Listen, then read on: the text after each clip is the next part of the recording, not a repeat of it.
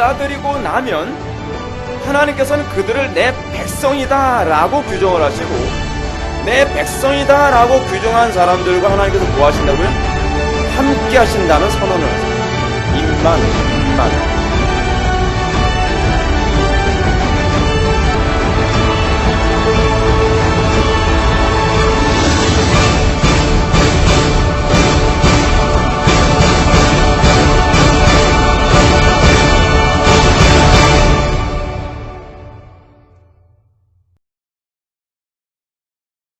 하나님 말씀 오셨습니다. 하나님 말씀 고린도전서 3장입니다. 하나님 말씀은 고린도전서 3장 6절부터 7절까지의 말씀.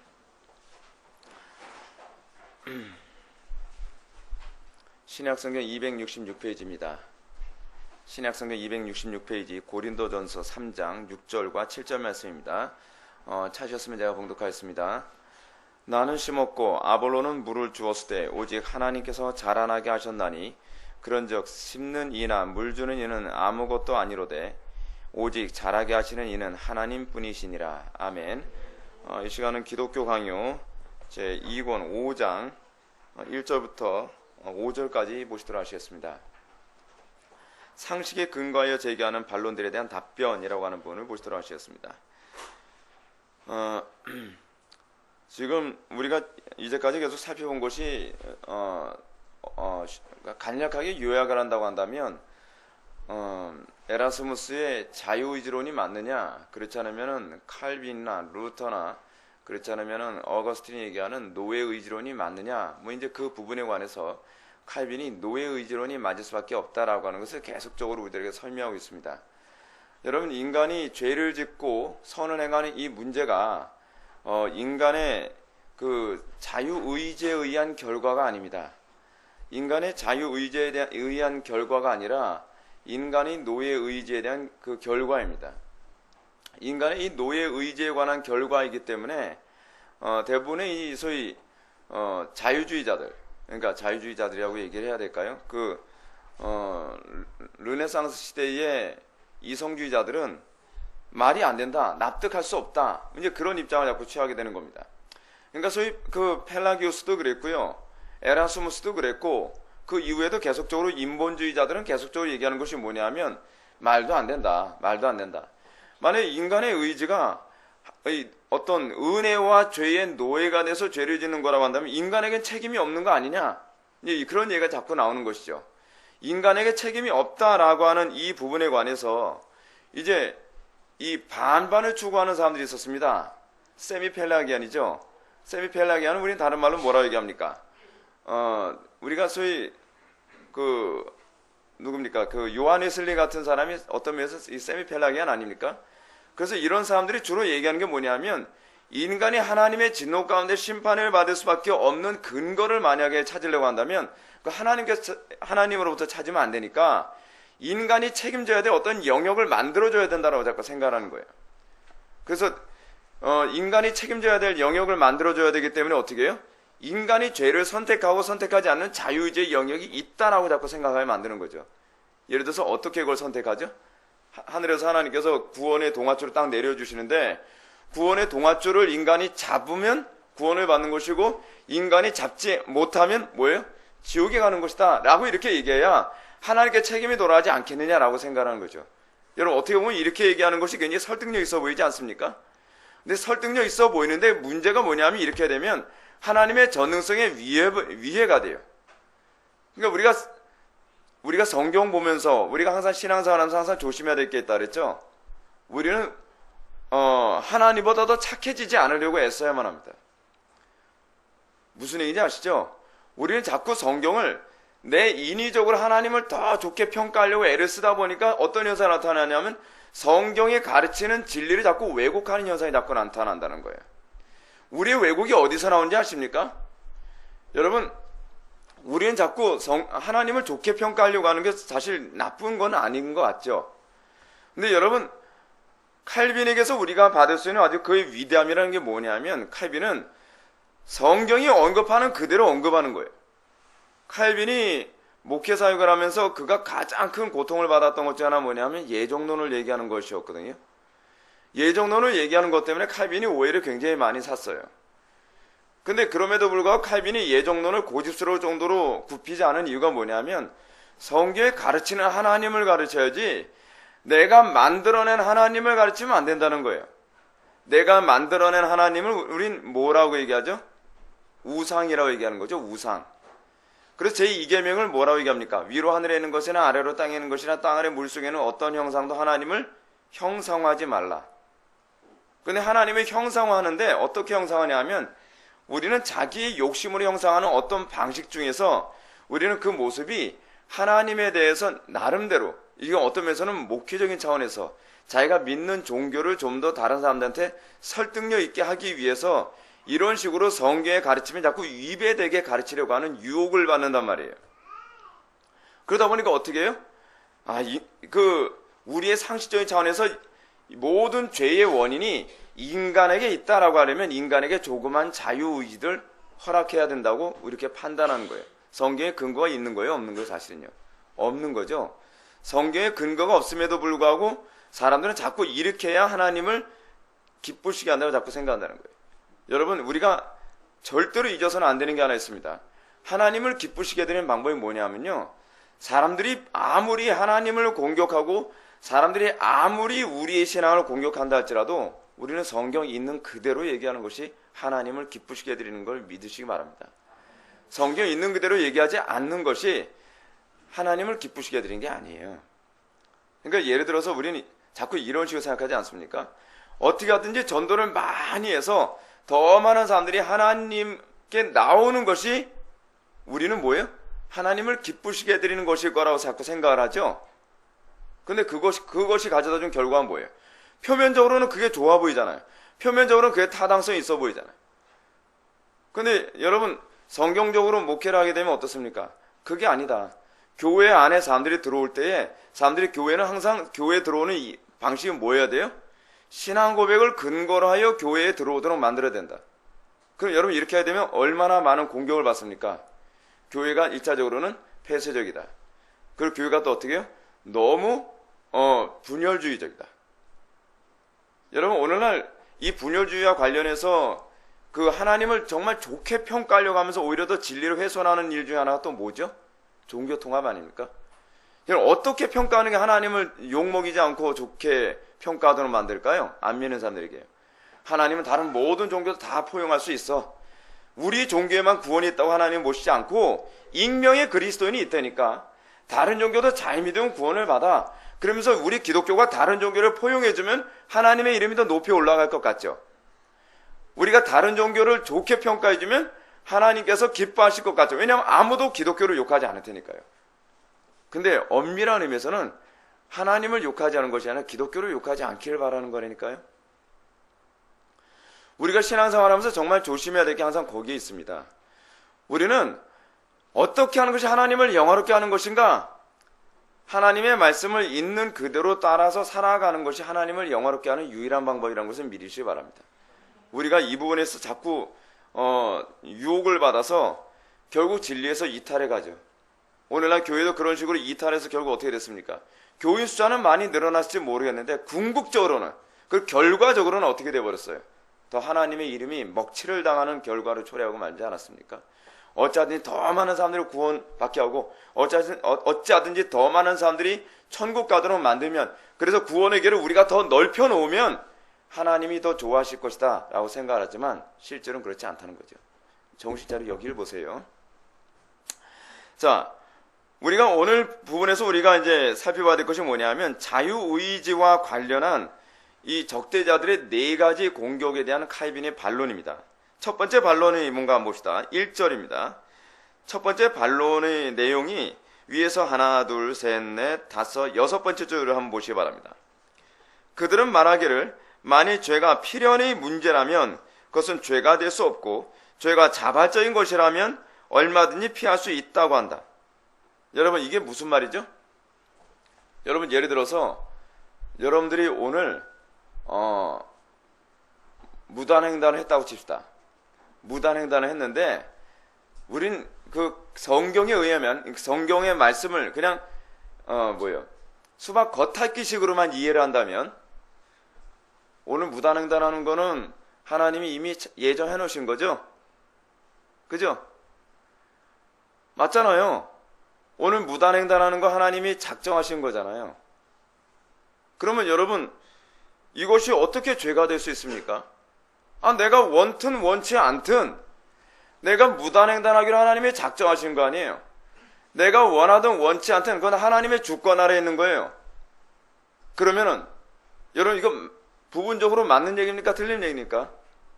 성경적으로 맞는 얘기가 틀린 얘기예요. 대답을 못 하는군요. 맞는 얘기예요. 맞는 얘기. 근데 문제가 뭐냐면 항상 선무당이 사람 잡는다는 게 문제인 거예요. 표면적으로만 보면은 이건 다 하나님의 주권이죠.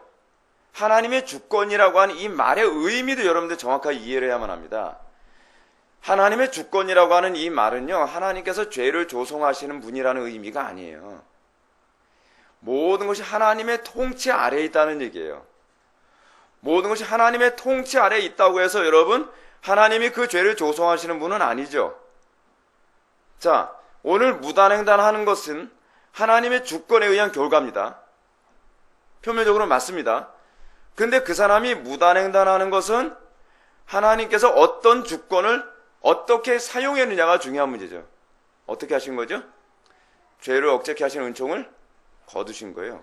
은혜를 주시지 않으신 거예요. 우린 자꾸 죄를 강요했다고 자꾸 착각을 하거든요. 하나님의 주권교를 자꾸 우리가 잘못 이해하면 하나님이 마치 내가 무단횡단하도록 강요하신 분이라고 자꾸 생각한단 말이에요. 나는 무단횡단할 마음이 없거든요. 근데 하나님이 나를 무단횡단하도록 강요하셨다는 거예요. 나는 다른 사람을 욕할 의도는 없었는데 하나님께서 나에게 악신을 집어넣어줘서 나로 하여금 남에게 욕을 하게 만들고 살인하게 만들고 간음하게 만들고 도둑질하게 만들었다라고 자꾸 생각을 한단 말이에요. 근데 그게 아니라는 거죠. 우리가 죄를 짓게 되는 것은 자발적으로 짓습니까? 아니면 강압적으로 짓습니까? 자발적으로 짓는 거예요. 자발적으로. 근데 자발적으로 짓는데 어떻게 짓느냐? 우리에게서 죄를 억제케 하시는 하나님의 은총을 하나님께서 그냥 걷어가시는 거예요. 그러면 바꿔서 얘기한다면 애시당초부터 하나님께서 은혜를 주시지 않으셨다면 우리는 원래 어떻게 살기로 되어 있는 거예요? 법을 안 지키며 살게 되어 있는 거예요. 그래서 칼빈이 지난번에도 우리에게 얘기했던 게 무엇이죠? 선을 행하는 것은 다 어디서 나온 거예요? 하나님으로부터 나오는 거예요. 악을 행하는 것은 다 어디로부터 나와요? 우리에게서 나오는 거예요. 우리가 선을 행하는 것은 우리는 자꾸 이렇게 생각하기 좋아하잖아요. 악을 행한 것은 남 탓, 선을 행한 것은 내 탓. 우린 자꾸 거꾸로 생각을 하잖아요. 근데 이것부터 고쳐나가야 돼요. 우리가 예수를 믿고 우리의 사고와 가치관이 어떻게 변화되어야 되냐면 선을 행하게 된 것은 하나님의 은혜, 악을 행하게 된 것은 내 본성. 그걸 알게 될 때 기도를 안 하고 살 재간이 없는 거예요. 여러분, 왜 사람들이 기도를 안 하고 사는지 아십니까? 사고가 거꾸로 해서 그래요. 사고가. 선을 행하는 것은 내 탓, 악을 행하는 것은 하나님 탓이라고 자꾸 생각하는 거예요. 은연중에. 그게 인간의 전적 타락이 가져다 준 사고의 이 타락이죠. 사고의 타락이에요. 그러니까 이 인본주의자들 또는 인문주의자들이 사실은 칼빈 당시에 지금 이 논쟁하고 있는 대상자들은 인문주의자들이거든요. 그 당시 인문주의자들, 그 르네상스 시대의 그 인문주의자들은 합리적으로 생각하기 굉장히 좋아하지 않습니까? 근데 그 합리적이라는 것이 어떤 합리냐면 타락한 합리란 말이에요. 인간을 선하게 보는 합리란 말이에요. 그러면서 자꾸 인간이 되도록 죄가 없다는 식으로 변을 하기 위해 뭐라고 얘기하냐면 만일 죄가 필연의 문제라고 한다면 여러분, 근데 이 필연은 하나님께서 강압하신 필연입니까? 아니면 우리의 본성 때문에 나타나는 필연입니까? 본성 때문에 나타나는 필연이에요. 이 사람들은 이 필연에 대한 전제부터가 성경적이지가 않다는 것이 문제예요. 여러분, 오늘 여러분들이 죄를 짓게 됐다면 그건 필연입니다. 근데 그 필연이 어떤 필연이냐 하면 여러분들의 본성에서 나온 필연이에요. 본성에서 나온 필연. 하나님의 은혜의 가치를 무시하면 나타나는 필연이에요. 아시겠죠? 그러니까 이 사람들은 만약 죄가 필연의 문제라면 그건 죄가 될 수 없다. 왜? 나는 죄가 될 수 없다는 말의 이면에는 무슨 말이 내포되어 있다고요? 나는 죄질 의향이 없는데 하나님이 필연으로 작정해 놓으셨기 때문에 죄를 졌다는 거예요. 또 죄가 자발적인 것이라면 얼마든지 피할 수 있다고 한다. 또 뭐라고 얘기하는 거죠? 만약에 죄가 우리는 죄를 어떻게 짓는다 그랬죠? 자발적으로 짓는다 그랬죠? 우리는 강압적으로 죄를 짓지 않습니다. 우리는 자발적으로 죄를 져요. 그래서 자연인들의 특징이 하나 있어요. 자연인들의 특징은 뭔지 아십니까? 죄를 즐긴다는 거예요. 여러분, 우리는 얼마나 많은 부분에서 죄를 억제케 하시는 은총으로 하나님께서 우리를 인도하시는지 아십니까? 그것 중 하나 뭐냐면, 예를 들어서 시험을 보는데 하나님께서 죄를 억제케 하시는 방법 중에 하나 뭐냐면 시험 감독관을 주시는 거예요. 시험 감독관을 주시는 건요, 죄를 억제케 하시는 은총이에요, 여러분. 죄를 억제케 하시는 은총은 하나님께서 여러분들 심령 속에 그 죄를 억제해서 죄가 분출되지 못하게 하시는 거로만 하시는 것이 아니라 법과 제도라는 방법을 통해서도 하나님께서는 죄를 억제케 하시는 은총을 주세요. 단편적인 예를 들어서 여러분 어떤 교회가 예배 시간에 늦든 어떻든 예배 시간에 떠들건 뭐하든 예배 시간에 불경건하게 예배를 드리든 어떻든 담임 목회자가 그런 거에 대해서 아무런 제재를 가하지 않고 불경건하게 예배 드리도록 그것을 방치해 놓는다고 한다면 그 교회가 좋은 교회겠어요? 나쁜 교회겠어요? 나쁜 교회예요. 왠지 아시죠? 하나님께서 은총이 나타나는 방식 중에 하나 뭐냐면 제도라는 방법으로 하나님께서 은총을 표출하신다니까요. 하나님께서는 교회 안에 불경건을 막는 방법이 하나 있어요. 왜냐하면 교회 안에는요 다 거듭난 사람들만 모여있는 것이 아니에요. 거듭났다면요 여러분 이 모든 사람들이 다 거듭난 사람들만 온다면 말씀을 증거하면 다 아멘 하겠죠. 근데 교회 안에 거듭나지 않은 사람들도 있기 때문에 거듭나지 않은 사람들은 이 죄를 억제케 하시는 이 제도적인 은총이 조금이라도 허술하게 되면 자꾸 어떤 방식으로 가죠? 예배를 불경건하게 드리는 쪽으로 하거나 예배를 늦게 참석하려고 하거나 그렇지 않으면 육체의 본성이 편하게 신앙생활을 하려는 방식으로 가겠죠. 그러나 하나님께서 목회자에게 죄를 억제케 하시는 은총을 사용할 수 있도록 하나님께 지혜를 주시죠. 그걸 뭐라고 해요? 권징이라고 해요. 권징. 그래서 이 권징이라고 하는 것이 여러분 뭡니까? 참 교회의 표징이 되는 이유가 거기 있어요. 참 교회의 표징이 되는 이유는 뭐냐면 권징이 죄를 억제케 하시는 은총의 하나의 방식이기 때문에 그래요. 방식이기 때문에. 따라서 하나님께서 우리에게 말이에요. 우리가 죄를 짓 때 이것이 자발적이다라고 했을 때 우리가 얼마든지 피해갈 수 있는 문제가 아니에요. 왜냐하면 죄가 자발적인데 이 자발적인 건 우리는 그러니까 마치 이거죠. 전에 미국에서 LA 폭동 사건이 일어나지 않았습니까? LA 폭동 사건이 일어났는데 흑인들이 말이에요. 폭동이 일어나니까 공권력이 이 통제를 못하는 거예요. 통제를 못하니까 막 흑인들이 아무런 상점에 막 들어가서 막 슈퍼마켓에는 통조림이고 뭐고 막 가지고 나오는 거예요. 그거 왜 그렇죠? 그 사람들은 평소에 그런 사람이 아닌데 갑자기 그렇게 된 건가요? 아니죠. 그 이전은 어땠어요? 공권력이라는 방식으로 그 죄가 억제되었던 거죠. 그들은 이미 마음속에 항상 뭐가 있었어요? 이렇게 죄를 짓고자 하는 의도는 항상 있었는데 어떤 제도나 권력이나 공권력을 통해서 그게 억제되고 있었을 뿐이에요. 그런데 하나님께서 한순간에 그 죄를 억제케 하시는 은총을 딱 걷어가심으로 말미암아 그 미국 LA 사회 안에서 어떤 일이 벌어지고 만 거예요? 완전히 무질서. 자유로이 그 사람들은 죄를 져요. 그 사람들 자유로이 죄를 지는데 그 흑인들이 아무런 양심의 거리낌 없이 아무 상점이나 들어서 막 가지고 나오는 거예요. 막 가지고 나와요. 막 가지고 나오는데 어떻게 통제할 수가 없다는 거예요. 거기 한인들이. 그래서 여러분 이 국가 안에서 법과 질서와 제도가 사람들이 죄를 짓지 못하도록 제어를 하는 그 상태가 사실 굉장히 성경적인 것이고 굉장히 은혜로운 상태라는 걸 아셔야만 합니다. 교회도 그렇습니다. 교회도요. 교회도 죄를 억제케 하시는 은총이 살아있는 교회인가 아닌가를 아는 것은 얼마나 기도를 많이 하냐 그거로만 아는 게 아니에요. 설교를 얼마나 잘하느냐 그것만으로 아는 것이 아니에요. 설교자가 설교를 통해서 죄를 억제케 하시는 은총의 방편으로 하나 나누는 것이 뭐죠?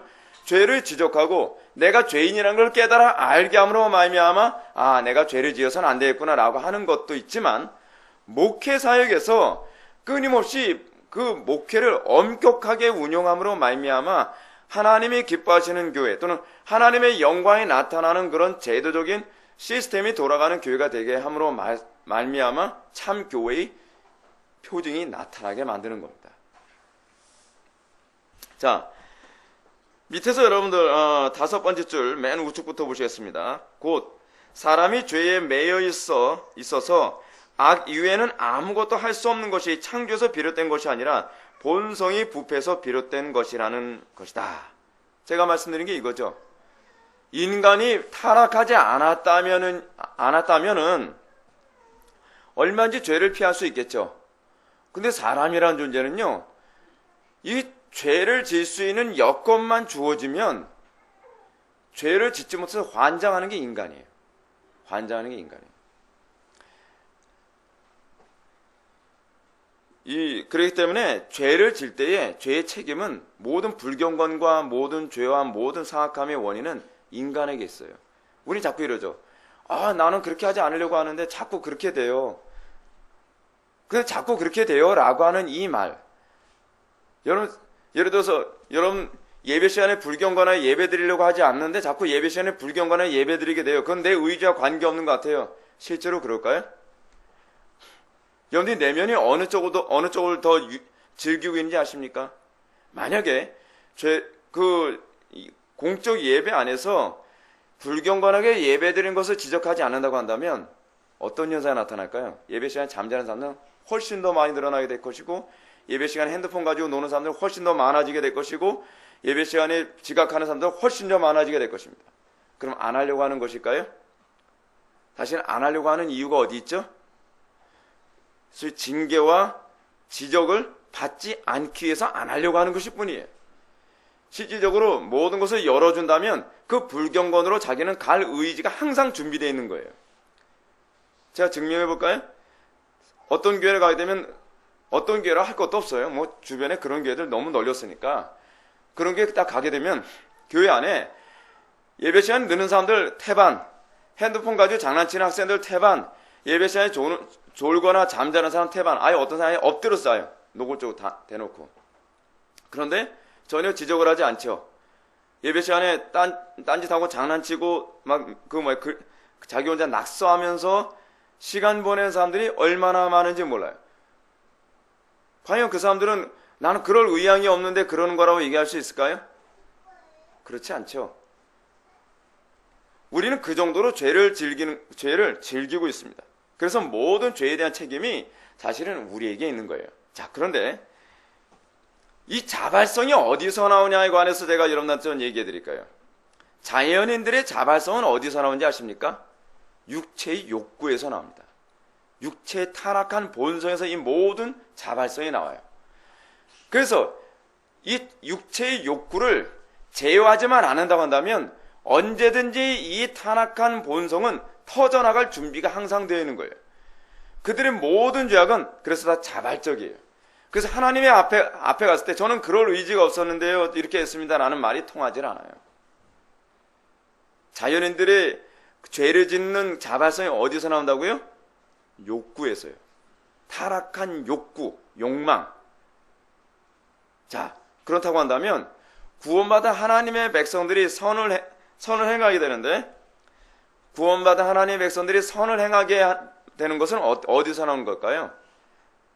하나님을 사랑하고 이웃을 사랑하는 사랑이 우리의 자발성을 유도합니다. 예수 믿게 되었다라고 했을 때 그는요 단순히 종교적인 사람이 되는 게 아닙니다. 아시겠습니까? 예수 믿게 되었다라고 하는 것은 그 사람은요 이전과 다른 자발성이 생겼다는 거예요. 여러분들 심령 내면을 항상 냉정하게 여러분들 들여다보십시오. 여러분들은 어느 쪽에 자발성이 있습니까? 여러분들의 욕구에 충실한 자발성이 있습니까? 아니면 여러분들은 하나님을 사랑하고 이웃을 사랑하는 이 자발성에 의해서 여러분들은 움직입니까? 자, 여러분들 혼란스러울 겁니다. 왜냐하면 거듭난 사람이라 한다 할지라도 이게 참 어려운 게 뭐냐면 자연인들은요, 외적인 통제, 죄를 억제케 하시는 외적인 통제에 의해서 자기의 자발성이 마치 법을 지키는 쪽에 있다고 생각을 해요. 근데 이건 왜 그러냐면 법을 안 지키면 손해를 보기 때문에 그런 거거든요. 근데 그 내면의 동기, 실제적인 동기는 뭐냐면 욕구를 채우는 데 있어요. 그래서 그들은 외적으로 자기를 통제할 수 있는 통제 시스템만 없어지면 자기 욕구에 충실하게 살아가요. 그래서 이 사람이 거듭난 사람인가 아닌가에 관한 문제는 어디서 할 수 있냐면요, 통제를 그에서 걷어가 보면 알아요. 그 사람이 예를 들어서 저는요 신앙생활 정말 열심히 하고 저는 기도생활 정말 열심히 하려고 하는 자발성이 있어요. 과연 그럴까요? 진짜인지 아닌지는 기도 안 하는 교회 한번 여러 날 10년 정도 한번 생활해 보면서도 기도생활 유지하나 봅시다. 그걸 알 수 있죠. 여러분들 정말 경건하게 살려고 하는 마음이 여러분 굴뚝 같은지 아닌지는 여러분들이 불경건하게 생활하는 환경 속에 여러분들 던져보면 압니다. 그런 가운데서도 여러분 경건에 살려고 몸부림치는 게 있나요?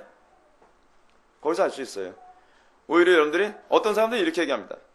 우리 교회에서 신앙생활 하면서 뭐 처음엔 좋다 뭐하다 하다가 이게 너무 신앙생활 하는데 엄격한 거 아니냐, 이런 얘기가 점점 나오다가 나중에는 다른 제가 보기에는 별로 안 좋은 교회인데 그런 교회 가면은 이렇게 자유롭게 신앙생활 할 수 있는 것을 왜 그쪽 교회는 이렇게 엄격하게 하는가, 이런 얘기를 해요.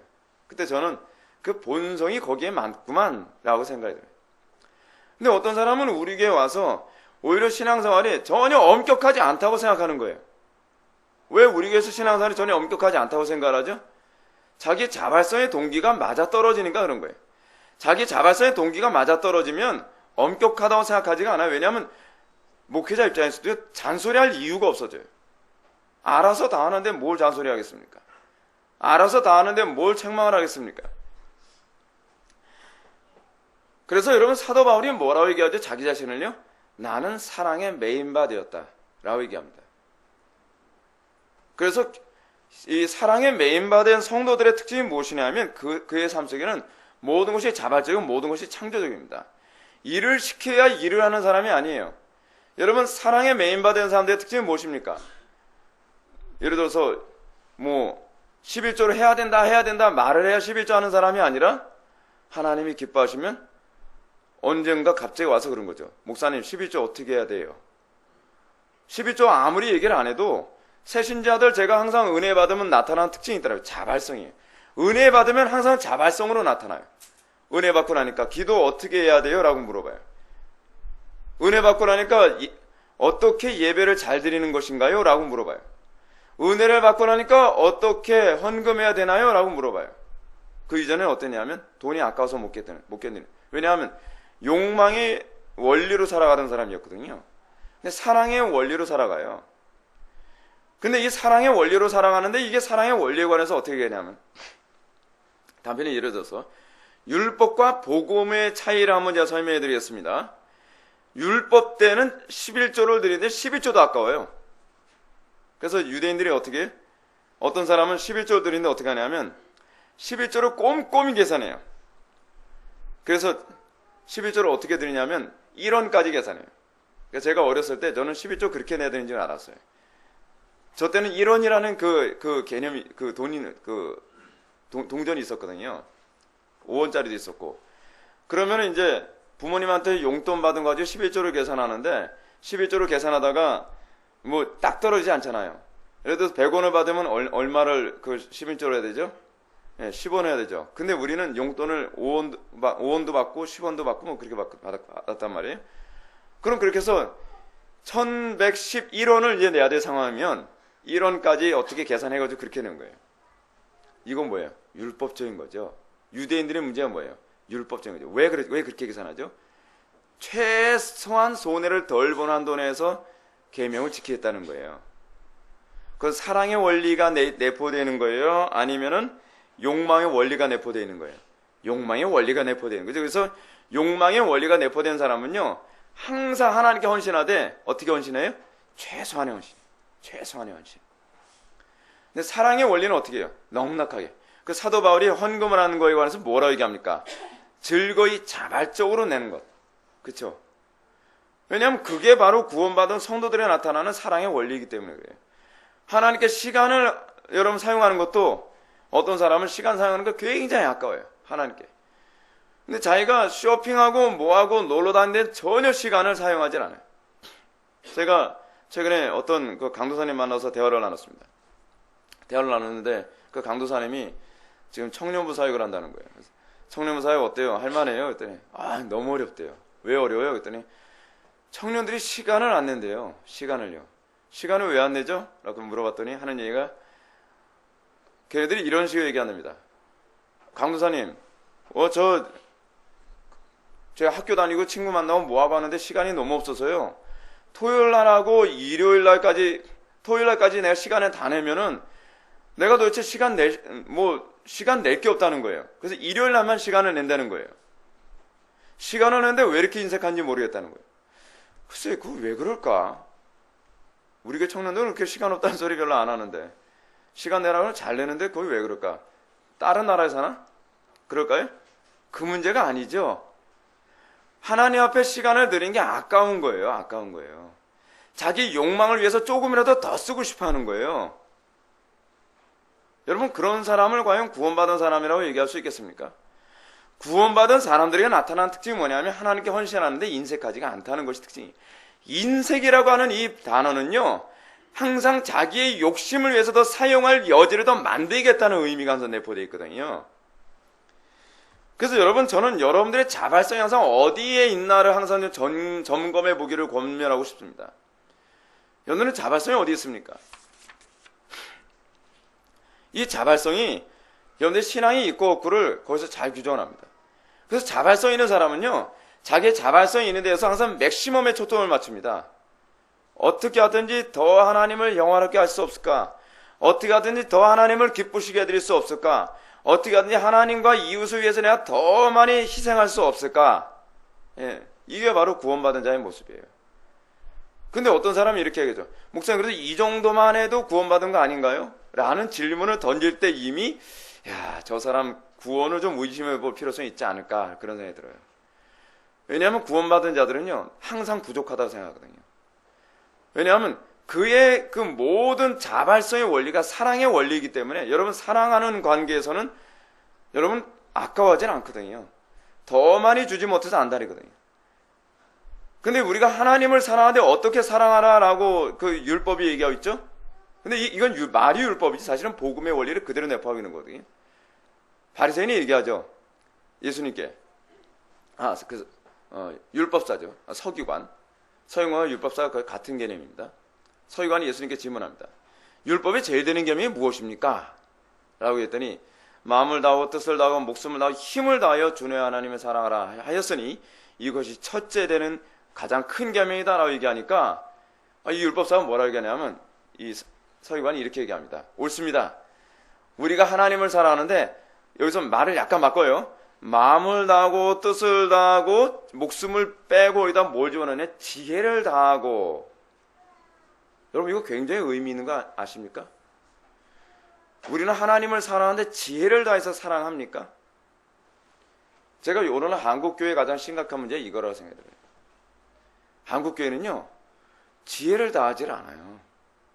육신의 욕망을 위해서는 모든 지혜를 다 짜내는데 하나님을 사랑하고 이웃을 사랑하는 데는 그들을 사랑하고 또는 하나님께 영광 돌려서 할 수 있는 모든 지혜를 짜내질 않는다는 게 문제라는 거예요. 여러분, 항상 인류의 발전은 어디서 온 줄 아십니까? 지혜를 짜내는 데서 오거든요. 근데 그 지혜를 왜 짜내느냐? 애석하게도 인류의, 여러분, 이 도시 문명을 여러분 창세기 강의 제가 전에 할 때 이런 데처럼 말씀드렸지만 도시 문명의 근원이 어디서 나온지 아십니까? 가인 문화거든요. 가인 문화. 가인이 하나님께 그 표를 받고 도망다니다가 처음에 도시 문화의 기본으로 만든 것이 뭐냐면 성 쌓는 문화거든요. 성. 그래서 성을 쌓고, 여러분, 성 쌓는 거 여러분 이거 별거 아닌 것 같죠? 근데 여러분 그 당시에 성이라는 개념이 있었을까요? 최초의 인류예요, 여러분. 최초의 인류. 최초의 인류가 성이라는 개념을 만들었어요. 누가요? 아벨이요? 또는 셋이요?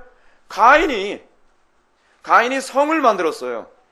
그거는요, 새롭게 창조해낸 거거든요. 그 개념을. 왜 만들었죠? 자기의 육신의 욕망을 위해서. 하나님께서는 틀림없이 너의 이마에 내가 표를 줘서 아무도 너를 죽이지 않게 하리라 라고 말씀하셨는데, 가인은 뭐예요? 성이라는 개념을 만들었어요. 여러분, 이게 대단한 거 아니에요? 지혜를 다해요. 성만 만들어요? 가인의 후예들 보십시오. 하나님 없이 살다 보니까 쓸쓸해요. 쓸쓸하다 보니까 어떻게 해요? 그 즐거움이 없어졌단 말이에요.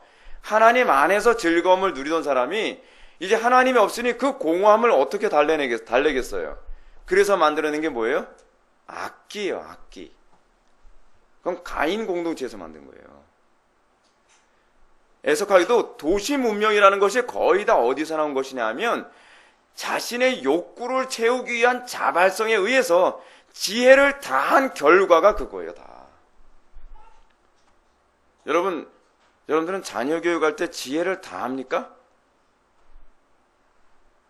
여러분, 우리는요, 얼마나 사악하고 우리는 얼마나 사랑이 없는지 자녀들을 양육하는 데 있어서도 별로 지혜롭지가 않아요.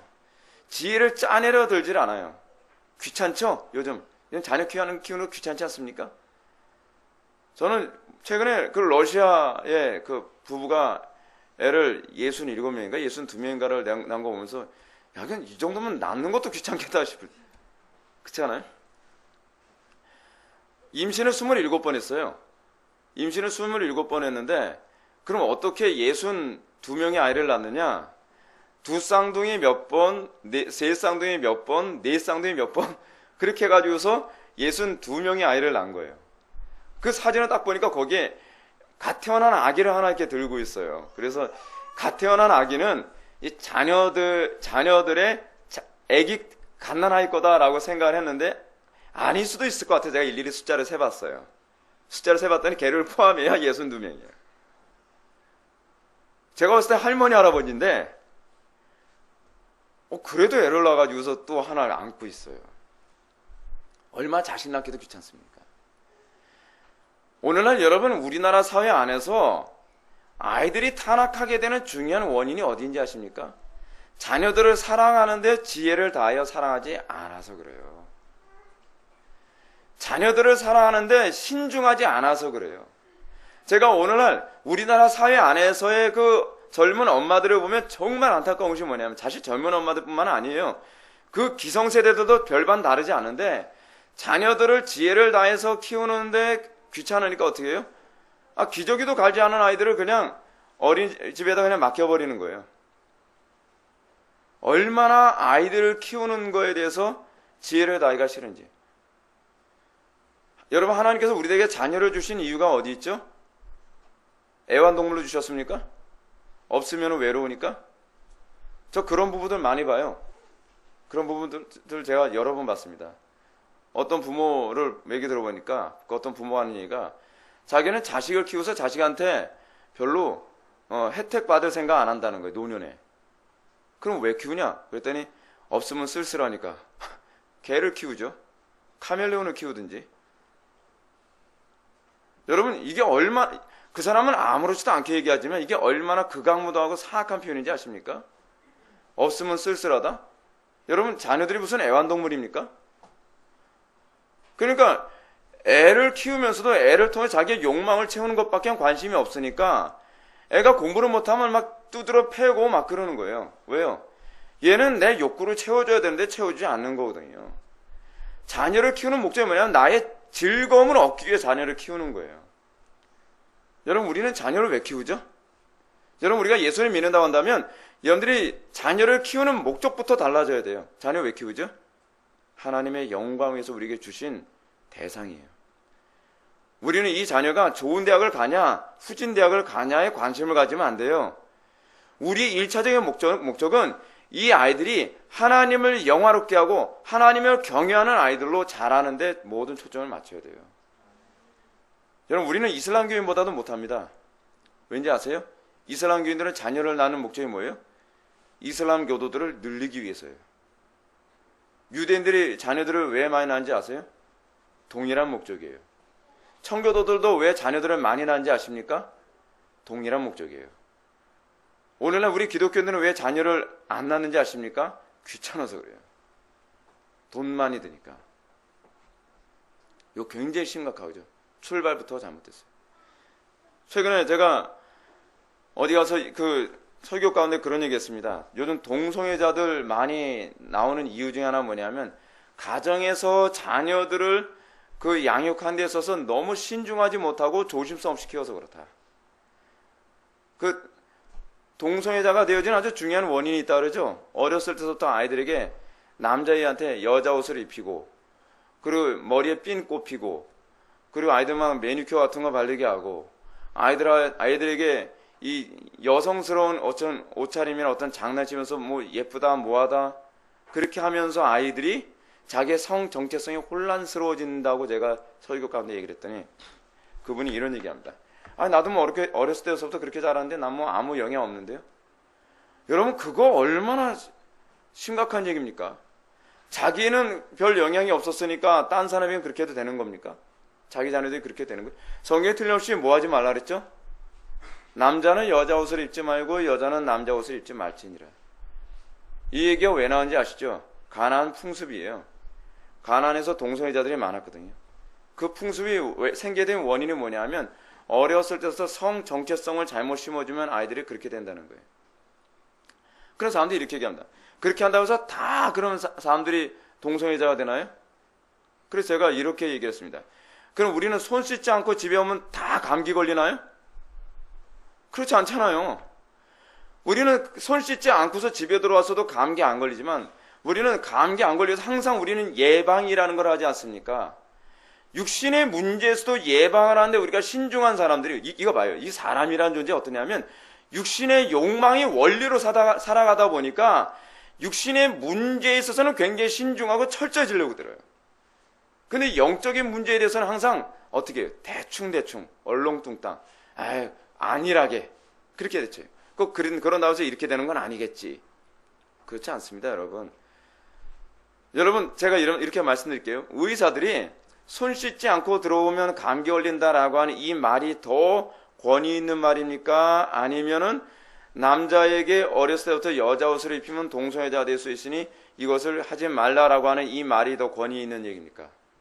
누구 말이 더 권위 있는 얘기예요? 하나님 말씀이 더 권위 있는 얘기 아닙니까? 근데 하나님 말씀에 대한 권위는 쉽게 무시해버리고 의사가 한 말에 대해서 권위 있게 사람들이 받아들이는 이유가 어디 있나요? 여호와를 경외하지 않아서 그래요. 항상 가장 중요한 문제는 하나님께 대한 경외심 문제예요. 모든 출발이 거기서 나와요. 우리가 정말 하나님을 경외한다면 우리는 항상 어디서 출발해야 되죠? 하나님의 말씀 한마디 한마디에 신중함과 두려움과 경외심으로 출발을 해야 돼요. 제가 기성세대의 그런 모습 보면서 참 가슴이 아팠습니다. 가슴이 아팠어요. 자, 따라서 여러분들 388페이지 위에서 두 번째 줄 한번 보시기 바랍니다. 모든 사람이 이 반역의 죄책을 지고 있다는 것이 지당하다면 죄를 지을 수밖에 없는 필연적인 처지를 핑계거리로 삼을 수 없는 것이다. 그 필연적인 처지야말로 그들이 정죄를 받아 마땅한 가장 확실한 원인이기 때문이다. 그리고 여러분 거기서 두 줄 더 밑으로 내려와서 맨 우측 부분 보시면 합니다. 반대로 택함받은 천사들은 누구 얘기하는 거죠? 타락하지 않은 천사들 얘기하는 거죠. 그렇죠? 택함받은 천사들에 대해서도 똑같은 원리가 적용된다. 그 천사들의 의지가 선에서 벗어날 수가 없지만 그럼에도 불구하고 그것은 천사들 자신의 자발적인 의지인 것이다. 왜 그렇죠? 천사들의 선함은 사랑이 자발적인 동기로 나오기 때문에 그래요. 여러분, 천사들이 악을 행할 수 없기 때문에 그것을 잘못됐다라고 얘기하겠습니까? 여러분들 이 땅에서 영원한 천국에 가야 되면 여러분들은 털끝만큼도 죄를 지을 수 없는 상태가 될 겁니다. 여러분 불행하게 생각되겠습니까? 그렇지 않죠. 네. 우리가 왜 전도를 해야 되냐 하면 자연인들의 가장 심각한 문제는 뭐냐면요. 자기네들의 이 죄악된 상태가 너무나 자발적이기 때문에 이것이 정상적이라고 생각을 한다는 거예요. 그래서 자꾸 이런 얘기하죠. 당신은 왜 이렇게 난폭해? 나 원래 그래. 근데 원래 그런가요? 당신은 왜 이렇게 게을러? 나 원래 그래. 태어난 성격이 원래 그래. 그럴까요? 성격의 문제일까요? 여러분, 각 사람마다 어떤 사람이 부지런하다 해서 그 사람이 덜 타락한 것은 아닙니다. 여러분들 정말 이거 조심하십시오. 우리가 착각하면 안 되는 게 하나 있어요. 난 좀 부지런하고 저 사람은 게으르니까 나는 덜 타락했다. 나는 공부를 더 열심히 하고 저 사람은 공부를 게을리하니 나는 덜 타락했다. 아니에요. 타락하는 방식의 차이예요. 방식의 차이. 우리는 모든 차원에서의 모든 행위의 동기가 예수 믿기 전에는 내 육신의 타락한 본성을 채우는 이 욕구에서 모든 자발성이 나온다는 것이 문제예요. 근데 그것으로 인해서 어떻게 항상 주변을 다 파괴시키죠. 만나는 사람들을 다 파괴시켜요. 공동체를 파괴시켜요. 가정을 파괴시켜요. 여러분, 이 타락한 자발성이 얼마나 문제인지 모릅니다. 근데 여러분, 하나님을 사랑하는 또는 이웃을 사랑하는 이 자발성이 여러분들 속에 들어오면, 여러분들 그 자발성이 들어왔나 들어오지 않았느냐를 검증하는 중요한 시금석이 하나 있어요. 뭐냐면 여러분들이 가는 곳마다 창조와 생명으로 이끌어가요. 자, 예를 한번 들어봅시다. 그 사람이 부모가 됐습니다. 어떻게 할까요? 자녀들을 키울 때 얼마나 마음을 다하고 뜻을 다하고 지혜를 다하고 힘을 다하고 목숨을 다해서 자녀들을 사랑할까요? 그 하나님을 사랑할까요? 근데 그것이 항상 어떻게? 아무리 자녀들에게 바르게 말씀으로 양육을 해서 항상 부족하다고 생각하여 더 온전히 자녀들을 양육할 수 있는 방법이 없을까 고민하겠죠. 끊임없이 노력하겠죠. 끊임없이 지혜를 짜내겠죠. 저는 개인적으로 그렇게 생각해요. 목회자도 그래야 된다고 생각해요. 저도 항상 그런 목회자 되길 정말 소망합니다. 제가 목회를 하면서 마음을 다하고 뜻을 다하고 목숨을 다하고 지혜를 다하고 힘을 다해서 하나님을 사랑하고 이웃을 사랑하는 목회를 하게 된다면 정말 어찌하든지 더 많은 사람들을 살리는 방식으로 나가겠죠. 욕을 먹더라도 성경적으로 목회하려고 애를 쓰겠죠. 저는 여러분들이 이런 자발성이 여러분들을 날마다 발전시키고 있는 그 증거를 찾고 있는지 좀 질문을 던지고 싶습니다. 버나드가 한 말을 한번 보실까요? 바로 밑에 줄 보시기 바랍니다. 베르나르도 동일한 사실을 적절히 가르치고 있다. 그러면서 밑에 필연이 우리를 꽁꽁 묶어서 죄의 종들이 되도록 만드는데 바로 그 필연이 동시에 자발적인 것이기도 하기 때문에 우리의 처지가 더욱 비참하다는 것이다. 죄인들이 끊임없이 자기 자신의 삶, 그리고 자기를 만나는 모든 사람들의 삶, 그리고 공동체를 파괴시키는데 그 사람들은 막기가 힘들어요. 왜 막기 힘든지 아십니까? 첫 번째는 뭐냐면 죄의 노예 상태에 됐다는 것이 힘들고요. 제가 목회하면서 제가 이 고백을 좀 해야 될 것 같아요. 제가 목회하면 정말 힘든 게 뭐냐면요. 죄의 노예 상태에 있다는 것까지 설명해 주는 거는 제가 어느 정도 설득하는 데 성공하는 것 같아요. 근데 어디서 대부분 사람들이 끝까지 그걸 그러니까 내면적으로 인정을 안 하냐면 자기의 죄가 자발적이라는 건 잘 인정을 안 하는 것 같아요. 이게 근데 여러분들이 정말 하나님의 은혜를 구하는 그 상태를 상태에 가려면 여러분 어떠해야 되는지 아십니까? 내가 죄를 지는데 자발적이라는 것을 여러분들이 알게 될 때라야만 죽기 살기로 하나님께 매달려요. 왜냐하면 이 자발성이 포기가 안 되는 거예요. 그래서 여러분 청교도들이 뭐라고 얘기하죠? 구원받고 나면 나타나는 가장 첫 번째, 존 오웬이 한 말이거든요. 가장 첫 번째 현상이 있대요. 죄에 대한 즐거움이 사라진다는 거예요. 이게 복된 것인지 믿으시기 바랍니다. 그래서 죄를 자발적으로 짓는 것이 아니라 비로소 자기가 죄를 자발적으로 짓되 여러분 거듭나도 죄를 자발적으로 짓죠. 근데 그 자발적으로 짓는 그 자발성이 어디서 나오냐면 우린 두 개의 자발성이 있어요. 제가 만든 얘기가 아니라 로마서 7장에 나오는 얘기죠. 우리 속에 두 개의 법이 있다 그러지 않습니까? 하나는 죄를 섬기는 육체의 법, 또 하나는 뭐예요? 하나님을 기쁘시게 해드리고자 하는 성령의 법이 우리 속에 있다는 거예요. 근데 우리가 은혜가 좀 소멸되어지면 어느 쪽에 자발성이 앞서요? 죄의 법이 자발성을 앞서요. 그러면서 사도 바울이 뭐라 했냐면 죄에게 복종하면 뭐예요? 죄의 노예가 되는 것이고 은혜에게 복종하면 은혜의 노예가 된다는 거예요. 그래서 구원받은 사람들에게 성령을 소멸하고 또는 육체의 소욕을 제어하는 방법이 있어요. 뭐죠? 순종이요. 어느 쪽에 순종하느냐. 어느 쪽에 순종하느냐. 여러분들이 죄의 법에 순종을 하면 순종할수록 여러분들은 뭐의 노예가 돼요? 죄의 노예가 돼요. 여러분들이 성령의 법에 순종하게 되면 어떻게 해요?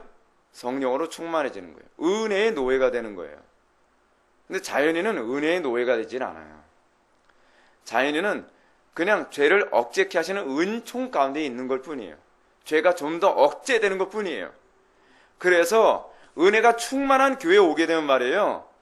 특히 부흥이 일어나게 되면 어떤 현상이 나타나냐면 거듭나지 않아도 거듭난 사람처럼 얼마나 열심히 있게 봉사 헌신하는지 몰라요. 제가 부흥 때마다 경험한 거라니까요. 제가 부흥을 3번을 경험했다 그러지 않았습니까? 근데 제가 부흥을 경험할 때마다 느낀 게 뭐냐면 다 거듭난 것처럼 뭐예요? 얼마나 열심히 하나님과 헌신하고 봉사하는지요. 근데 은혜가 싹 식어지고 그 하나님의 은혜가 좀 식어지면서 좀 교회가 냉랭해지기 시작하면요. 자발적으로 헌신하는 사람은 극소수예요. 극소수. 나머지는 어떻게 해요? 그 죄를 억제케 하신 은총이 식어가지고 열심히 식었다라고 자기는 그렇게 해석을 해요. 옛날에 나도 열심히 있었는데 요즘엔 열심히 식었어요. 그래서 봉사도 별로 하고 싶은 의욕이 잘 안 생기네요. 열심히 식은 것이 아니라 본성에 충실해져야 된 거예요. 그런 사람들의 특징이 뭐냐면 교회에서 끌어주는 만큼만 와요. 마치 고무줄 같아서 힘들게 쫙 끌어주면요. 여기까지는 와요. 여기까지. 근데 그러다가 이 교회에서 끌어주는 힘이 좀 약화되어지면 고무줄은 어떻죠? 원상복귀. 뿅. 근데 구원받은 사람들은 그렇지 않습니다. 그래서 주저앉아 버리죠. 그런 사람들은. 근데 구원받는 사람들은 그러질 않아요. 구원받는 사람들은 어찌하든지 사랑의 원리, 그 원리로 살아가기 때문에 그런 상황에서도 어찌하든지 하나님의 은혜의 영광을 드러내기 위해서 몸부림치죠. 그래서 어떻게 해요? 신앙이 성장해요. 그 사람들은 오히려 고난이 있으면 있을수록 더 성장을 해요. 신앙이 없는 사람, 하나님의 은혜와 사랑의 원리에 있지 않은 사람들은 고난이 있으면 또는 장애가 있으면 고난과 장애가 핑계가 돼요. 고난과 장애가 자기가 하나님의 말씀에 살 수 없는 어쩔 수 없는 이유라고 거기다 갖다 붙이기 좋아해요. 여러분 이게 은혜의 원리로 살아가는 사람과 그러니까 사랑의 자발성으로 살아가는 사람과 죄의 자발성, 타락한 육체의 욕망의 자발성으로 살아가는 사람의 차이가 있습니다. 그래서 여러분 잘 보십시오. 이게 얼마나 극명히 잘 나타나나? 은혜가 가득하고 그 소위 죄를 억제케 하는 그 통제가 가득할수록 가득한 가운데에 거듭나지 않은 사람들은 그 가운데서도 자기가 최대한으로 육체의 본성의 편리를 추구하기 위한 모든 저항을 다합니다. 여러분 그거 많이 느끼죠? 근데요, 거듭난 사람은 정반대입니다. 거듭난 사람은요, 극도의 하나님의 말씀으로 살기 힘든 상황에서도 어찌하든지 하나님의 영광을 위해서 살기 위한 모든 노력과 모든 지혜와 모든 방법을 다 찾아냅니다. 이게 사랑의 원리와 욕망의 원리로 살아가는 두 종류의 사람의 차이입니다. 그래서 성도는 고난이 크면 클수록 믿음이 더 단단해져 갑니다. 여러분들 정말 이 부분에 대해서는 냉정하게 점검해야만 합니다. 나는 어떤 원리로 살아가는가. 그래서 여러분 그 첫 번째 1절에 맨 마지막 줄 밑에 세 번째 줄 한번 보시기 바랍니다. 이건 패스하고 넘어갑시다. 패스하고 넘어. 두 번째 2절로 넘어갑시다. 두 번째 반론에 대한 반박 보시겠습니다. 두 번째 반론이란 무엇이냐면 악행의 타당성을 주장하기 위해서 거저주시는 상도 거부하는 겁니다. 무슨 얘기냐면 먼저 한번 봅시다. 그들은 덕행과 악행들이 의지의 자유로운 선택에서 비롯된 것이 아니라면 사람이 그로 말미암아 벌을 받고 상을 받는 것도 모순이라고 주장합니다. 여러분 이 사람들 소위 인문주의자들 합리주의자들이 주장하는 바 이거죠. 죄를 짓게 된 것도 하나님의 주권이라면서요. 자, 그렇다면 좋습니다. 죄를 짓는 것이 하나님의 주권이라고 한다면 그리고 선을 행하는 것도 하나님의 은혜라고 한다면서요. 그렇다고 한다면 왜 하나님께서 주권적으로 죄를 예를 들어서 여러분 가룟 유다가 예수님 팔게 된 거 있잖아요. 주권이 하나님의 주권입니까? 아니면 어떻게 하다 보니까 그렇게 된 겁니까? 주권이에요. 이미 구약성에 다 예언된 거예요. 그럼 여러분 가룟 유다가 벌을 받는 게 타당합니까? 타당하지 않습니까? 피해갈 수가 없는 건데. 피해갈 수가 없는 건데. 지금 그런 식의 논리를 얘기하고 있거든요. 자, 그러므로 이 사람들은 뭐라 하냐면 벌 받는 것도 타당치 않지만 그리스도인들이 상급을 받는 것도 타당치 않다. 자, 여러분들은 그리스도인들이 상급을 받는 것이 성경적이라고 생각합니까? 성경적이지 않다고 생각합니까? 상당수의 개혁주의 노선에 있는 신학자들의 논문을 읽어보면요. 그리스도인의 상급에 관한 문제에 있어서 상급이 없다고 얘기합니다.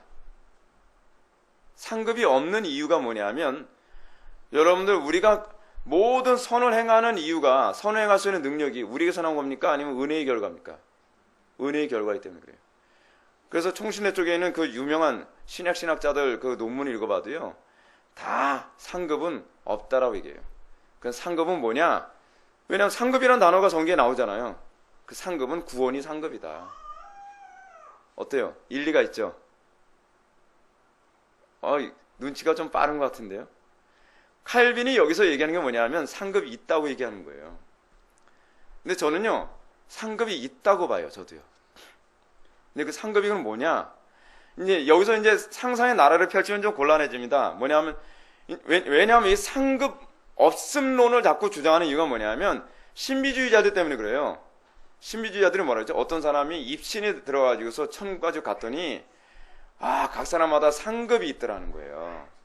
그래서 누구는 황금 연료관을 쓰고 있고 누구는 은 연료관을 쓰고 있고 누구는 금 연료관을 쓰고 있는데 우리 교회 장로님을 돌아가신 장로님을 딱 만났는데 글쎄 그 장로님이 개털모 잘 쓰고 있더라는 거예요. 그러면서 간증을 하면서 여러분 여기서 봉사 열심히 하십시오. 헌신 열심히 하십시오. 헌신 열심히 해야 거기서 개털모자는 벗어납니다. 상급의 차등론을 얘기하는 거죠. 그러니까 여러분 이건요 합리주의적으로 얘기하는 겁니다. 그래서 신학자들이 이렇게 얘기합니다. 천국에 가서 차등이 있나요? 여러분 천국에 차등이 있으면 될까요? 안 될까요? 차등이 있어야 돼요. 사실은요. 제가 봤을 때. 왜냐하면 하나님의 공의와 관련을 맺고 있기 때문에. 그럼 이거는 저도 어떤 합리주의로 얘기하는 거 아니냐? 그게 아니라 달란트 비유에서 이미 그 얘기가 나와 있잖아요. 5달란트, 2달란트, 1달란트 받은 자가 있는데 5달란트 받은 자가 일하고 나서 주인한테 5달란트를 남겼습니다 했더니 주인이 5달란트 낼름 받고서 끝냅니까? 아니죠. 그 달란트 누구한테 줘요? 5달란트 받은 자에게 주죠. 또 2달란트 받는 사람이 내가 2달란트 남겼습니다 했더니 2달란트 어떻게 하죠? 2달란트 주죠. 상급에 차등이 있다는 거예요. 차등이 있어요. 근데 그것이 개털모자냐? 그것이 황금연류관이냐? 그건 몰라요. 어떤 분은 이렇게 얘기하게 돼요. 구원받은 은혜로서의 영광의 광채가 다를 것이다 라고 그렇게 보기도 해요. 요건 제가 보기엔 조금 설득력이 있다고 생각을 해요. 왜 그렇죠? 여러분 이 땅에서요 얼마나 거룩하게 살아가고 얼마나 성화돼서 살아가느냐가 영원한 천국에서도 그것을 결정하지 않을까요? 하나님께서는 일반 계시를 통해서 우리에게 하나 알게 하신 게 하나 있어요. 그건 뭐냐면 어머니 뱃속의 상태가 어머니 배 밖의 삶을 결정하잖아요. 이 땅에서는 마치 영원한 천국에 들어가기 위한 준비기간이거든요. 이 땅에서 여러분들이 하나님의 영광에서 여러분 순교도 당하고 가족들도 있고 막 그런 고난 가운데 살아간 사람들이 천국 가는 것과 이 땅에 남 안에서 편안하게 신앙생활하고 아무 고민 별로 안 하면서 그냥 교회에서 열심히 봉사하고 구원받고서 천국 간 사람과 여러분 차이가 과연 있겠습니까? 전 있어야 된다고 봐요. 자, 근데 그 얘기가 제 얘기가 아니라 칼빈이 여기서도 그 얘기를 해요. 칼빈이. 사람들은요 하나님의 주권에 의해서 형벌이라고 하는 것이 없어야 된다라고 하다 보니까 이제 상급도 없어야 된다라고 하는 논리로 갑니다. 근데 여러분 재밌는 게 뭐냐면 형벌, 하나님께서 진노의 심판을 주시는 이유가 뭐죠? 우리가 죄를 짓는 것이 억압적으로 죄를 짓는 것이 아니라 자발적으로 죄를 짓기 때문에 우리는 형벌을 받는다 그랬죠? 근데 하나님께서 놀랍게 뭐냐면 여러분 이 땅에서 순교하는 거요. 막 강요해서 순교당합니까? 우리의 신앙의 선배들이요? 고문당하고 막 고통당하면서 믿음 지킨 거 강요해서 그것 믿음 지킨 겁니까? 아니죠. 다 어디서 나와요? 자발적이에요. 여러분 신앙이 이렇게 다릅니다.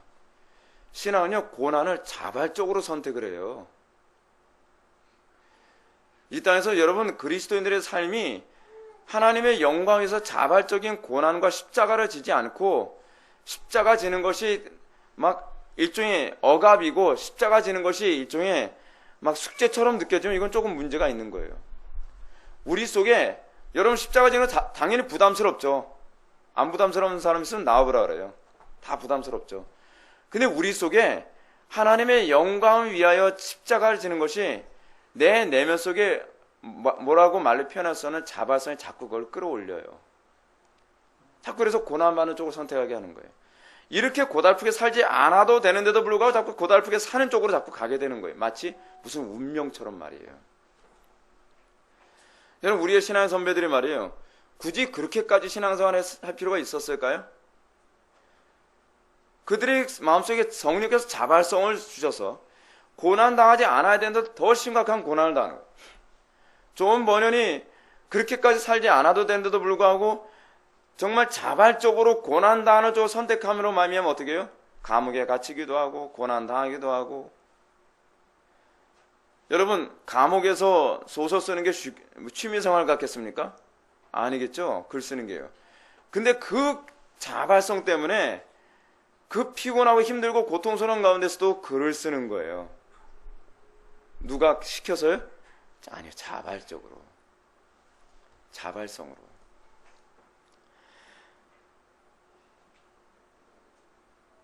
자, 여러분들 밑에서 세 번째 줄 한번 보시기 바랍니다. 우리가 자발적인 욕심으로 말미암아 죄를 짓는 것이라면 우리가 자유로운 판단에 의해서 죄를 짓든 속박을 받는 상태의 판단에 의해서 죄를 짓든 그것이 무슨 차이가 있겠는가? 사람이 죄의 속박 아래 있다면 그것이 바로 사람의 죄인임을 입증해 주는 것이 아닌가? 의에 대한 상급에 관해서도 그 상급이 우리 자신의 공로가 아니라 하나님의 자비하심에 달려 있다는 것을 인정한다면 그것이야말로 큰 모순일 것이다. 여기서 좀 칼빈이 뭘 얘기하는 거예요? 이 의에 대한 상급도 하나님의 자비하심에만 달려있는 것이 아니라 인간의 뭐에 있어요? 자발성에 달려있다는 거예요. 자발성. 그래서 어거스틴이 한 말을 그 다음 패러그래프 보시기 바랍니다. 어거스틴이 뭐라고 얘기하는가? 하나님은 우리 공로에 대해서 상을 주시는 것이 아니라 그 자신의 은사에 대해서 상을 주시는 것이다. 상이라는 것은 우리 공로에 대하여 마땅히 주어야 할 것이 아니라 이미 그가 베푸신 것들에 대하여 은혜로 주시는 것이다. 무슨 얘기죠? 하나님께서 우리들에게 상급을 주시는데 상급은 우리의 공로 때문에 상을 주시는 것이 아니라 뭐냐면 하나님께서 은혜로 주시는 거예요. 은혜로. 근데 은혜로 주시는데 여러분 잘 보시죠. 이 은혜가 어떻게 주어지나? 여러분 5달란트를 그 달란트에 비해서요. 5달란트 받은 종은 그가 뭘 잘해서 5달란트 받은 건가요? 2달란트 받은 종은 5달란트 받은 사람보다 좀 못나서 2달란트 받은 건가요? 아무 관계가 없어요. 주인이 그냥 5달란트를 준 거예요. 주인이 그냥 2달란트를 준 거예요. 그리고 5달란트 받은 사람은 열심히 했더니 5달란트를 남긴 거에 관해서 5달란트가 나오게 되어진 근거는 어디에 있어요? 5달란트라고 하는 자본이 있었기 때문에 가능한 거잖아요. 그럼에도 불구하고 주인은 어떠냐면 네가 잘해서 5달란트 남긴 것처럼 남은 5달란트 줘버리는 거예요. 2달란트 받은 자에게도 그렇고요. 그에게 공로가 있어서가 아니라 하나님께서는 은혜로 상급을 주시는 거예요. 그래서 그 상급조차도 뭐예요? 은혜다라고 칼빈이 얘기하는 겁니다. 그래서 이것을 잘 표현해 주는 것이 여러분 중간에 보게 되면은 이 인용된 부분이 있습니다. 제가 그냥 읽겠습니다. 알아서 찾아보십시오. 한 중간 약간 밑에 부분이에요. 우리가 마땅히 받아야 할 것을 받는다면 형벌을 받을 것밖에 없다. 근데 어떻게 되는가? 하나님께서는 우리가 받아야 마땅한 형벌을 주지 않고 오히려 받을 자격도 없는 우리에게 은혜를 베푸신다. 은혜에서 멀어지고 싶다면 여러분들의 공로를 자랑하라. 칼빈이 이렇게 얘기합니다. 칼빈이 한 말이 아니라 이건 어거스틴의 한 말이죠. 그래서 그 밑에 우리 자신만 보면 우리는 아무것도 아니다. 죄가 우리 자신의 것이요 공로는 하나님의 것이다. 우리는 형벌을 받아 마땅한데 상급이 임한다면 그것은 우리 공로가 아니라 그 자신이 주신 은사들, 아까 달란트 얘기했죠? 그렇죠? 그 자신이 주신 은사들에 대해서 주시는 것이다. 같은 맥락에서 그는 다른 곳에서 은혜가 공로에서 비롯된 것이 아니라 공로가 은혜에서 비롯된 것이라고 가르친다. 뭐 이렇게 얘기하고 있습니다. 그래서 여러분 390페이지 마지막 패러그래프 한번 보시기 바랍니다. 2절 맨 마지막 밑에서 세 번째 줄. 그는 우리에게 은혜를 베풀어 주시고 그것을 우리의 것으로 만드시며 마치 그것들이 우리 자신이 쌓은 덕이기라도 한 것처럼 그들에 대해서 상을 베풀어 주시는 것이다. 이것만은 여러분들 기억하십시오. 공로에 대한 인식. 요거가 잘 요약해 주는 겁니다. 하나님은 어때요? 하나님께서 우리에게 은혜를 주시고 그리고 여러분 은혜를 주시고 나서 마치 이거와 같죠. 여러분 우리가 단편의 예를 들어서 위대한 설교자 로이드 존스 같은 사람이 위대한 설교를 할 수 있었던 것은요. 로이드 존스가 잘나서 설교를 잘한 게 아니죠. 하나님께서 그에게 은혜로 은사를 주신 거죠. 설교를 잘할 수 있도록. 그 설교를 잘할 수 있도록 은사를 주시고 또 그 설교를 잘할 수 있는 은사를 가지고 활용하는 가운데 많은 고난과 어려움과 난관이 있음에도 불구하고 그래서 끝까지 인내하면서 많은 열매를 맺죠. 근데 그것이 로이드 존스가 잘나서 그런 거예요? 아니죠. 하나님께서 인내할 수 있는 견인의 은총을 주신 거죠. 근데 그럼에도 불구하고 그것이 마치 그가 쌓은 덕이 일어난 것처럼 하나님께서 마지막에 그에게 그 은총에 대한 상을 주신다는 거예요. 처음부터 끝까지 다 뭐예요? 은혜예요. 상급까지도 은혜예요. 근데 왜 하나님께 은혜로 상급을 주시냐? 제가 추측컨대 하나님께서는 우리가 이 땅에 살아가면서 상급에 대한 소망을 가지고 살아가기를 원하신다고 봐요. 여러분 그게 나쁩니까? 아니 좋은 겁니까? 좋은 거죠. 왜냐하면 천국은 소망의 장소이기 때문에. 여러분 생각해 보십시오. 이 땅에서 극심한 고난과 환난과 어려움을 당해가면서 천국을 가는 사람하고 이 땅에서 편하게 신앙생활 아무런 고통이나 어려움 없이 편하게 신앙생활 하다가 구원받고서 천국에 가는 사람 또는 한편 강도처럼 천국에 가는 사람하고 소망의 스케일이 달라야지 정상 아니겠습니까? 하나님은요 은혜의 하나님이시면서 또한 공의의 하나님이세요. 그래서 하나님은 우리에게 상급을 주신 데 있어서도 이 땅에서의 우리의 거룩함과 하나님께 헌신된 삶이 결코 무시되지 않게 하세요. 근데 여러분 단편에 그것을 입증할 수 있는 또 하나의 근거가 하나 있습니다. 뭐냐면 이건 무천년설적인 입장인데 이 땅에서 여러분 정말 그 핸델 같은 사람이 메시아 같은 곡을 만들지 않습니까? 근데 프란시스 쉐이퍼는 뭐라 했냐면 그 메시아 같은 그런 위대한 성경적으로 봤을 때 정말 위대한 그런 곡조차도 주님의 재림 때 영원한 천국에 만드실 것도 남을 것이라고 그렇게 봐요. 하나님의 뜻대로 만들어낸 문화는 그 시대에도 그대로 남을 거라고 생각해요. 그래서 저는 개인적으로 제 설교도 남지 않을까라는 기대감을 가지고 소망을 가지고 저는 설교를 열심히 합니다. 그건 뭐 가봐야 아는 문제지만 그냥 그렇게 소망 걸고 산다는 얘기예요. 이거 아주 이단이다 뭐다 트집 자체는 않았으면 좋겠어요. 3절로 넘어가겠습니다. 세 번째 반론에 대한 반박. 세 번째 반론이 무엇이냐? 두꺼운 글씨 한번 보시기 바랍니다. 볼드체. 만일 선이나 악을 택하는 것이 우리의 의지 기능이 아니라면 동일한 본성을 지닌 자들은 모두가 악하거나 아니면 모두가 선할 수밖에 없다는 반론이죠. 무슨 얘기죠? 그래서 지금 말하고자 하는 것은 이겁니다. 선과 악의 구별이 없어질 거라는 거예요. 뭐가 선이에요? 하나님께서 통제를 안 하면, 하나님께 통제하시면 선이고, 하나님께 통제 안 하면 악이잖아요. 라고 이렇게 얘기하는 거예요. 그러니까 여러분, 마땅히 생각할 그 이상의 생각을 품지 말라라고 하는 얘기가 바로 이겁니다. 우리라는 인간의 존재가요, 타락한 본성이, 머리는 좋아가지고, 여러분, 이성이 얼마나 발달했습니까? 제가 이런 생각을 해봤어요, 최근에. 인간이 얼마나 머리가 좋은 동물인지, 최근에 우리는 타블릿 PC라든지 그렇지 않으면 스마트폰 보면은 이것보다 얇은데 뭐 얼마나 많은 기능을 가지고 있습니까? 인간의 머리가 그렇게 참 좋아요. 근데 이 좋은 머리 가지고 하나님의 영광을 위해서 사용하기보다는 하나님께 불평과 원망과 하나님의 그 정당하지 못하다는 걸 입증하기 위해서 모든 이성을 다 사용하려 들어요.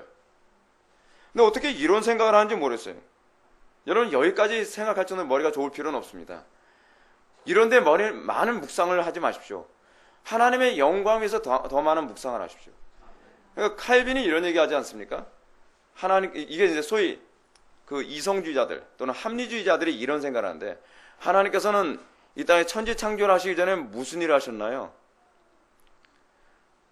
이게 여러분, 이런 질문이 왜 나오는지 아십니까? 하나님의 게으름을 입증하기 위해서 나온 질문이에요, 이게. 하나님은 영원히 무한한 시간 동안 게을러서 아무 일도 안 하다가 어느 날 갑자기 천지를 창조해서 인간을 만들어야겠다 라고 생각한 거 아니냐는 이 타락한 사고에서 그런 생각이 나온 거거든요. 그래서 칼빈이 우리가 1권에서 그 얘기를 했었죠. 어떤 사람이 그런 질문했을 때 어떤 사람이 이렇게 대답했다 그러지 않습니까? 너 같은 놈 지옥 보내려고 지옥 만들고 있었지. 그렇게. 근데 이게 사실은 그냥 농담이 아니라 굉장히 타당성 있는 얘기거든요. 왜요? 하나님을 악하게 평가하기 위해서 인간은요, 모든 지혜를 수도 없이 짜내요.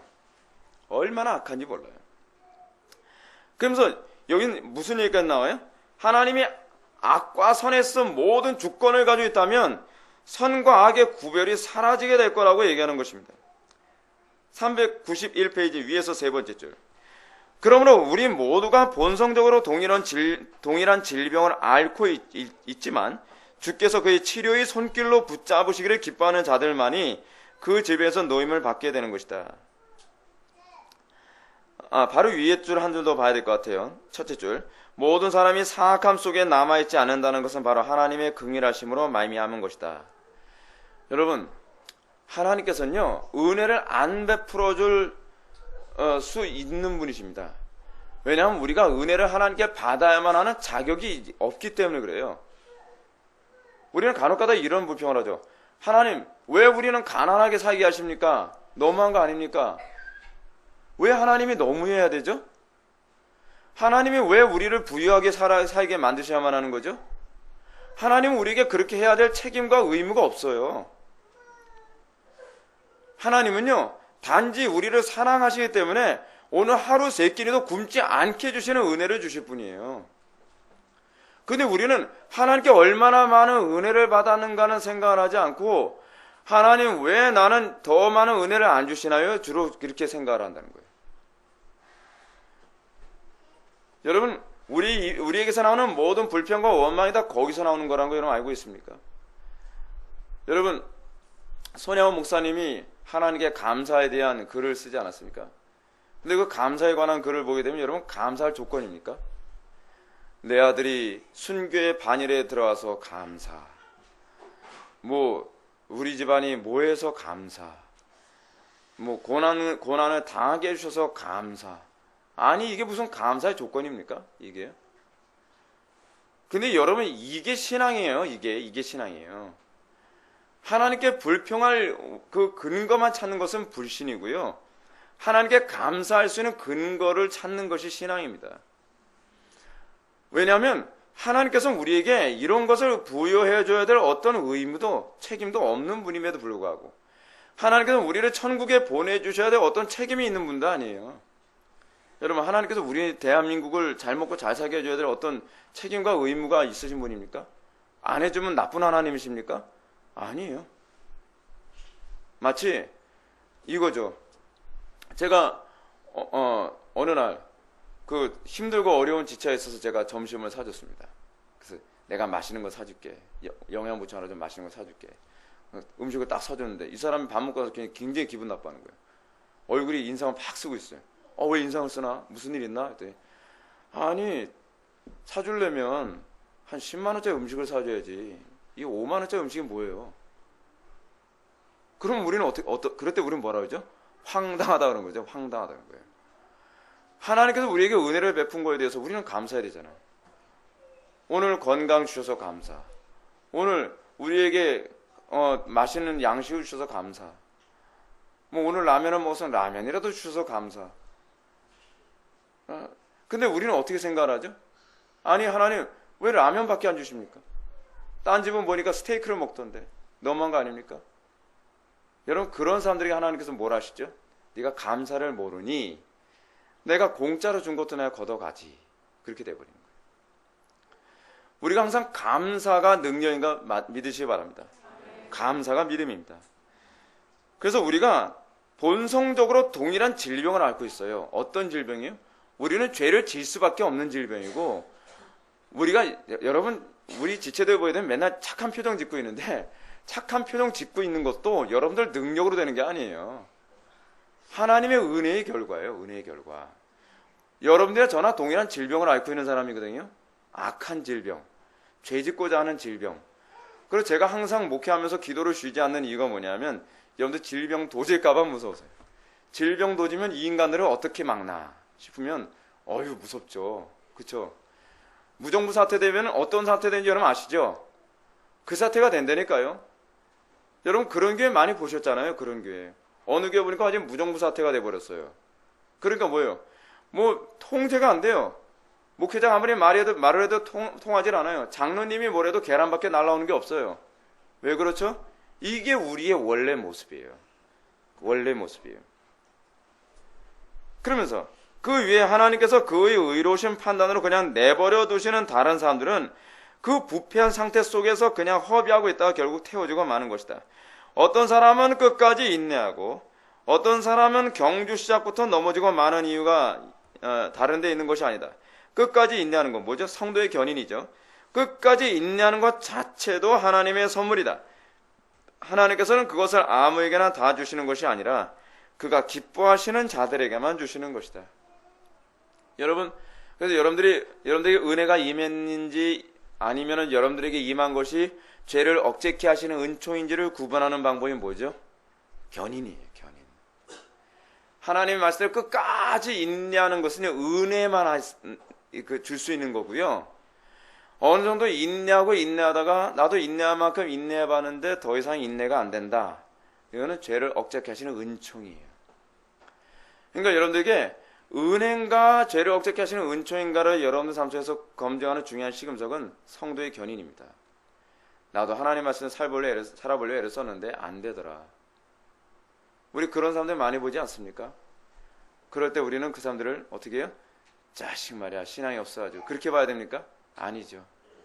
나에게도 하나님의 은혜가 없으면 별 볼 일 없는 존재인데 하나님께 대한 감사 또한 두려움 그리고 그 지체에 대한 긍휼히 여김 우리의 마음이 그렇게 바뀌어야 돼요. 우리의 마음이. 그래서 밑에서 네 번째 줄 우리로서는 주께서 전자의 사람들은 친히 능력으로 강건하게 하셔서 멸망하지 않게 하시며 후자의 사람들은 그런 능력으로 붙들지 아니하심으로 그들이 처음과 나중에 다른 본보기들이 되고 만다는 것 이외에 다른 이유를 찾을 수가 없다. 하나님께서 왜 교회 안에 어떤 사람은 그 긍휼을 주시고 어떤 사람은 긍휼을 주시지 않는가? 긍휼을 주시지 않는 사람을 통해서 긍휼의 중요성을 알게 만드시는 거죠. 그렇죠? 우리는 북한처럼 가난한 어떤 상태에 있는 사람들을 보면서 우리의 풍요에 대한 감사를 느끼게 되지 않습니까? 예. 제가 오늘 그 아가씨 이름 제가 까먹었는데 아가씨에서 저하고 아는 아가씨는 아니에요. 제가 테드라고 하는 인권 운동을 하는 어떤 그 모임이 있는데 거기서 탈북자 아가씨 하나를 불러다가 인터뷰를 시켰어요. 거기서 이제 연설을 할 수 있도록 했어요. 근데 이 아가씨는 북한에서 살다가 뭐 별로 뭐 자기는 그래도 고위 간부 쪽에 살던 상황이다 보니까 뭐 별 걱정 없이 살다가 어떤 그 굉장히 어려운 일이 생겨가지고 탈북할 수밖에 없는 상황이 되고 그 북한에서 막 탈북해서 돌아다니다가 간신히 남한으로 오게 되어진 그 상황을 그 테드라고 하는 데서 그 뭐 국제적인 아주 고위 관직에 있는 사람들 앞에서 연설을 하는 그 자리에 있거든요. 근데 이 여자 탈북할 때는 영어를 할 줄 모르는 여자였는데 중국어는 굉장히 유창하게 했대요. 중국어를 어느 정도로 유창하게 했냐면 어떤 그 중국인이 이 사람 아무래도 탈북자 같아서 신고를 했는데 탈북자인지 아닌지를 중국 공안이 와서 취조를 하는데 조금이라도 언어를 중국인 같이 하지 않고 어설프거나 서투르게 하면 탈북자로 잡혀서 곧바로 북한으로 송환될 상황이 된 거예요. 근데 이 여자가 중국어를 얼마나 유창하게 잘하는지 중국어로 다 취조를 받고 난 다음에 잘못 잡아온 것 같아. 중국인 맞아 하면서 내보낼 정도로 중국어를 그렇게 유창하게 잘한 거예요. 근데 이 여자가 한국에 와서 보니까 영어를 안 하면 살아남을 수 없더라 해서 외국어 대학교에 가가지고서 영어를 배워가지고 3년 만에 영어를 유창하게 하는데 외국인들 그 앞에서 영어를 하는 장면이 동영상에 떴어요. 그거 보면서 저 굉장히 기분이 언짢아지는 거예요. 아니 누구는 이런 은총을 주시고 누구는 뭐야. 나는 몇 년을 공부했는데 외국 사람 오면 무슨 떨게 만들고 말이야. 근데 여러분 그게 뭐예요? 불평할 게 아닌 거예요. 다른 분 생각해 보니까 나는 다른 은사가 있는 거예요. 나는 다른 은총을 받은 거예요. 근데 우리는 제가 제 자신을 보면서 제가 느낀 게 있어요. 왜 나는 받은 건 생각하지 않고 받지 않은 것만 가지고 하나님께 짜증을 낼까? 그렇잖아요? 아니 그 사람은 뭐 불만 없겠습니까? 그 사람은 부족한 거 없겠습니까? 근데 우리는 자꾸 받은 것 하나님께 얼마나 많은 것을 받았는가는 생각하지 않고 나는 왜 저건 못 받았나? 슈퍼맨이 되죠 뭐. 우리의 욕심이 그 정도예요. 우리가 날마다 하나님 앞에 정말 더 많이 가진 것을 세워보아라. 우리의 뭐 그 찬송 있지 않습니까? 우리가 하나님께 받은 거 얼마나 많은가 날마다 그거 세워보면서 그거로 감사하는 저와 여러분들 되게 바랍니다. 네 번째로 반론에 대한 반박 보시겠습니다. 더 나아가서 그들은 죄인에게 순종할 능력이 없다면 교훈도 필요 없고 권면도 무의미하고 책 많은 이도 어리석은 것이 되고 말 것이라 주장한다. 여러분 사실은 이게 상당히 목회자들에게 오는 딜레마거든요. 아무리 회개해도 변화되지 않은 사람들에게 도대체 왜 회개를 설교해야 되는지 모르겠어요. 제가 강도사 시절, 그러니까 제가 개척하고 나서 제가 한 5년 동안 제일 스트레스 받은 게 이겁니다. 아니 죄를 여러분들은 그냥 이렇게 좋은 분위기 있는 상태에서 신앙생활 하니까 모르지만 제가 개척 시작해서 한 2년 그러니까 3년 동안은 굉장히 힘들었어요. 얼마나 힘든지 아십니까? 사람 숫자도 몇 명 안 되는데 죄를 지적하고 나면요 얼굴이 다 인상 팍 쓰고 있죠. 그리고 기분 다 나빠 있는 표정이죠. 분위기 착 깔아앉아 있죠. 게다가 또 어떤 형제는 꼭 그 예방 끝나고 나면 이렇게 허리가 아파서 항상 누워있는 형제 있는데 항상 누워있죠. 뭐 분위기가 막 장난이 아닌 거예요. 그러니까 제가 보기에는 이렇게 했다가는 교회가 부흥이 안 되게 생긴 거예요. 아무리 봐도. 근데 대부분 교회 성장했다고 하는 목사님들 보게 되면 사람들 비전을 제시하고 말해요. 막 하면 된다. 막 yes I can 뭐 완전히 그런 식으로 적극적 사고방식의 설교를 하는 거예요. 그래서 어떤 분도 저에게 이렇게 조언하는 겁니다. 김 목사, 구원받을 사람 구원받고 구원받지 못할 사람 구원받지 못하는 건데 그렇게 맨날 죄만 지적해서 어떻게 그 교회가 성장하겠나? 자네가 그냥 성경적으로 어느 정도 적당히 설교하면 구원받을 사람도 구원받는 것이고 그렇지 못한 사람 구원 못 받는 것이 뭐. 그게 설득력 있잖아요. 여러분 분위기가 장난이 아니라니까요. 3명 앉혀놓고 설교를 하는데 설교 끝나고 나면 다 얼굴이 또 어떤 형제가 자매가는 다 노려보듯이 설교하는 몇 안 돼. 3명에서 1명은 노려보 있지. 한 명은 막 이 허리가 앉아서 한쪽 기대고 앉아있지. 뭐 한쪽은 뭐 풀이 죽어서 앉아있지. 그러니 뭐 목회할 맛이 안 나는 거죠. 목회할 맛이. 그러니까 얼마나 유혹을 받는지 모릅니다. 그래 죄를 지적할 필요 없겠다. 저도 굉장한 스트레스를 많이 받았거든요. 그냥 3년 계속 그렇게 갔을 때 했어요. 근데 여러분 칼빈이 이 부분에 관해서 뭐라고 얘기하나 한번 봅시다. 392페이지 봅시다. 위에서 세 번째 줄. 그리스도께서는 나를 떠나서는 너희가 아무것도 할 수 없음이라고 선포하신다. 그렇다고 해서 과연 그리스도께서 자기를 떠나 악을 행하고 있는 자들을 책망하거나 징계하지 않으시며 모든 사람에게 선행에 힘쓰라고 명령하지 않으시는가? 여러분, 예수님이 어떠시죠? 예수님만큼 아버지의 주권을 잘 하시는 분이 어디 있어요? 이거 죄를 지적해도 저거 틀림없이 회개하지 않을 거라는 거 누구보다 잘 알면서 죄를 지적하신 분이 예수님 아니셨겠습니까? 예수님은요, 아셨거든요.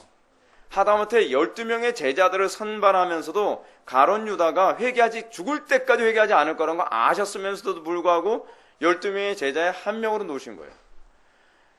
그 예수님께서 수많은 무리들이 막 군중들 한 2만 명 정도 모인 사람이 와서 막 예수님께 환호하고 그래도 저 양반들 한순간에 그냥 물밀듯이 나갈 거란 거 뻔히 다 아셨어요. 그런데 예수님 어떻게 하셨죠? 그래도 지적할 거 지적하고 그래도 교훈을 가르치고. 여러분 이해가 되십니까? 납득이 가십니까? 제가 제일 위로가 됐던 구절이 어떤 부분인지 아세요? 요한복음 6장이에요. 예수님께 2만 명이 몰려왔어요. 예수님께 2만 명이 몰려왔는데 오병의 기적에서 얘기한 사람이 장정만 5천 명 아닙니까? 여자들 아이들까지 다 포함하게 되면 한 2만 명 정도로 추산하는데 2만 명 정도가 막 생각해 보십시오. 여러분 아마 어떤 목사님도 그거 선택 못할 겁니다. 우리 교회 교인이 2만 명이에요. 근데 어느 날 작심을 하고 오늘은 내가 성경대로 내가 죄를 지적하고 회개를 촉구해야지. 성령께서 역사하시면 한 5천 명은 남아있겠지라고 생각하면서 믿음을 가지고 성령 충만 설교를 딱 했어요. 그랬는데 예수님 어떤 현상이 나타내셨죠? 안녕히 계세요. 12명만 남고 싹 다 예배당이 2만 명 수용할 수 있는 예배당에 듬성듬성 12명 앉아있다고 생각해보세요. 예수님이 너희들도 가려느냐? 예수님 그렇게 말씀하셨지만 저는 그렇게 얘기 못해요. 너희들도 가라 그냥. 다시 시작하게. 짜증나잖아요. 회의가 들잖아요. 이제껏 내가 뭐 한 거야? 그토록 목이 쉬도록 외치고 그토록 애를 쓰고 그토록 내가 열심히 설교를 준비해서 내가 말씀을 가르쳤는데 그래 고작 살리는 것은 영이요 육은 무익한 것이니 오로지 하나님의 말씀 안에 붙들고 살아라. 자기를 부인해라. 십자가를 지라. 이거 한 번 얘기했다고 이제껏 받았던 은혜가 아무것도 없었던 것처럼 그때 싹 까버리면서 12명? 어떻겠어요? 근데 그래도 하시는 것이 예수님. 아시면서도. 그럼 왜? 여러분 다음 패러그래프 한번 보시기 바랍니다. 그 패러그래프의 이 부분을 먼저 보셔야 될 것 같아요. 밑에서 하나, 둘, 셋, 넷, 다섯, 여섯, 일곱 번째 줄. 그렇다면 맨 우측 부분입니다. 그렇다면 그들로서는 오직 주께서만 주실 수 있는 것을 사람에게서 요구하시고 주의 은혜가 없어서 저지른 잘못에 대해서 징계하시는 우리를 범하지 마시라고 주께 간언하시는 것이 정상일 텐데 어째서 그렇게 하지 아니하시는 것일까? 또한 하나님의 긍휼하심이 먼저 있어야 하는데 그 긍휼하심이 없어서 의지를 갖고 달려갈 능력이 없는 사람들을 그냥 내버려 두는 것이 옳다고 바울에게 경고하는 것이 마땅할 텐데 그렇게 하지 않는 것이 도대체 무엇인가? 이게 무슨 얘기냐면 이렇습니다. 여러분 우리가 성경의 논리를 봅시다. 제가 설교 잘한다고 해서 회심 안 할 사람 회심합니까? 아니죠. 제가 제일 저한테 딜레마가 됐던 성경 구절이 뭐냐면 인간의 전적 타락과 관련된 부분입니다. 특히 에스겔서 47장에 보게 되면 마른 뼈 사건 있지 않습니까? 소리가 들려서 마른 뼈에 살이 붙은 겁니까? 아니면 하나님께서 생기를 불어넣어 주셔서 살이 붙은 겁니까? 이거는 소리가 들려서가 아니에요. 죄인들에게 설교를 잘한다고 해서 죄인들이 회심하는 게 아니에요. 하나님께서 생기를 불어넣어 주셔서 살리시는 거죠. 그러면 제가 딜레마에 빠진 게 뭐예요? 설교를 잘하는 게 무슨 의미가 있어? 내가 사람들한테 미움받아가면서 권증을 해야 될 이유가 어디 있어? 내가 사람들 잘못하면서 내가 맨날 따라다니면서 책망하고 잔소리하고 하는 게 이게 무슨 의미가 있나? 이게 굉장히 혼란스러워지는 거예요. 그 부분에 관해서 바울이 아주 잘 얘기해 주겠습니다. 바울은 심는 이나 오늘 본문 말씀이거든요. 심는 이나 물 주는 이는 아무것도 아니로되 오직 자라게 하시는 이는 하나님뿐이시니라 고 말씀하심으로써 가르침과 권면과 책망이 사람의 마음을 변화시키는 데 어느 정도나 역할을 할 수 있는가를 시사해주고 있다. 무슨 얘기죠? 여러분, 하나님은요 참 묘하셔가지고 이 식물이 자라게 하시는 것은 하나님의 주권임에도 불구하고요, 씨를 심는 건 우리에게 맡기셨어요. 우리가 씨를 안 심으면 식물이 자랄 수 있어요, 없어요? 없죠. 근데요, 씨를 심었다고 해서 다 자라요? 안 자라요. 자랄 것만 자라요. 무슨 얘기냐면 하나님께서 우리에게 이런 부분을 말씀하시는 거예요. 네가 하나님의 주권을 인정한다 한다면 우리는 마치 농사꾼과 같은 태도를 견지해야 된다는 거예요. 우리는 이 씨가 싹을 맺고 열매를 맺을 것인지 어떤 것인지 우리는 모르죠. 씨가 뭐 한두 알입니까? 수백 알, 수천 알 되죠. 다 심어요. 다 심때 우리는 어떻게 해요? 항상 씨가 잘 자랄 수 있을 것처럼 우리는 모든 노력을 기울이죠. 뭐 김도 매주고 물도 뿌려주고 뭐 비료도 뿌려주고 뭐하고, 그럼에도 불구하고 죽을 건 죽고 살 건 살죠. 근데 여러분, 중요한 게 뭐냐 하면 살게 되어진 것이 내가 잘해서 살게 된 것이 아니라는 걸 하나님께서 알게 하시는 거예요. 생명을 주시는 분은 누구시죠? 하나님이세요. 근데 생명을 주시는 분은 하나님이신데도 불구하고 물 주는 일이나 씨 뿌린 일을 안 하면은 생명의 움이 트질 않도록 하셨어요. 우리의 노력이 의미가 없는 건 아니죠. 의미가 없는 건 아닌데 우리의 노력이 생명을 주지는 못해요. 그거를 얘기하는 거예요. 그거를요. 하나님은 인간이 성실하게 수행할 영역을 통해서 당신의 주권을 수행하길 원하시는 거예요. 여러분, 로마서 10장 14절 말씀 한번 좀 펴보시기 바랍니다. 로마서 10장 14절 말씀. 이 부분이 바로 그걸 얘기하는 거예요. 로마서 10장 14절 말씀 다 같이 한번 읽어보시겠습니다. 시작. 그런즉 그들이 믿지 않은 일을 어찌 부르리요, 듣지 못한 일을 어찌 믿으리요, 전파하는 자가 없이 어찌 들으리요. 아멘. 그래서 이 부분만 여러분들 한번 성경책에다 한번 기록을 한번 해보시기 바랍니다. 믿지 아니하는 일을 어찌 부르리요라고 하는 이 부분이 헬라어로 에피칼레손타이라고 하는 헬라어를 사용하는데, 이 단어, 이 에피칼레손타이라고 하는 헬라어가 가지고 있는 의미가 무슨 의미냐면 기도 속에서 하나님을 부른다라고 하는 의미예요. 그러니까 누구든지 주의 이름을 부르는 자는 구원 얻으리라 라고 했을 때 칼레손타이라고 하는 헬라어를 사용하는데 그냥 부르는 게 아니죠. 어떻게 부르는 거예요? 기도 속에서 하나님을 간절히 찾는 걸 의미해요. 근데 이런 일이 어떻게 되느냐? 믿어야 된다는 거예요. 믿어야. 믿지 않고서 어떻게 이런 부르짖는 일이 생기느냐? 이 얘기는 무슨 얘기냐면 주의 이름을 부르지 않는 것은 믿지 않기 때문이라는 거예요. 자, 근데 주의 이름을 간절히 찾는 것, 여러분 주의 이름을 찾는다는 게 무슨 얘기라 했죠? 내가 그리스도와 연합하기를 간절히 사모하는 거예요. 내가 간절히 사모하게 하는 이 믿음이 어떻게 주냐? 하나님의 주권으로 주어지죠. 근데 이 주권이 어떻게 시행되어지느냐? 듣지 못하나니가 어찌 믿으리요? 믿음이 어떻게 주어진다고요? 듣게 해줘야 되는 거예요. 그건 누가요? 우리가. 또 전파하는 자가 없이 어찌 들으리요? 전파하는 자가 있어야 돼요. 근데 문제는 뭐예요? 믿는 건 누가 하시는 거예요? 하나님이 하시는 거예요. 근데 놀라운 게 뭐냐면 하나님께서 일반 계시를 통해서 우리에게 가르쳐 주신 거예요. 여러분, 농사꾼이 농사를 잘해서 풍요를 얻게 되는 게 아니죠. 뭐 열심히 농사 안 하는 농사꾼 어디 있겠습니까? 다 열심히 다 하죠. 근데 어떤 사람은 열심히 했는데 흉작, 어떤 사람은 열심히 했는데 풍작을 얻죠. 하나님께서는 노력과 관계없이 은혜를 베푸신다는 걸 우리들에게 보여주시는 거예요.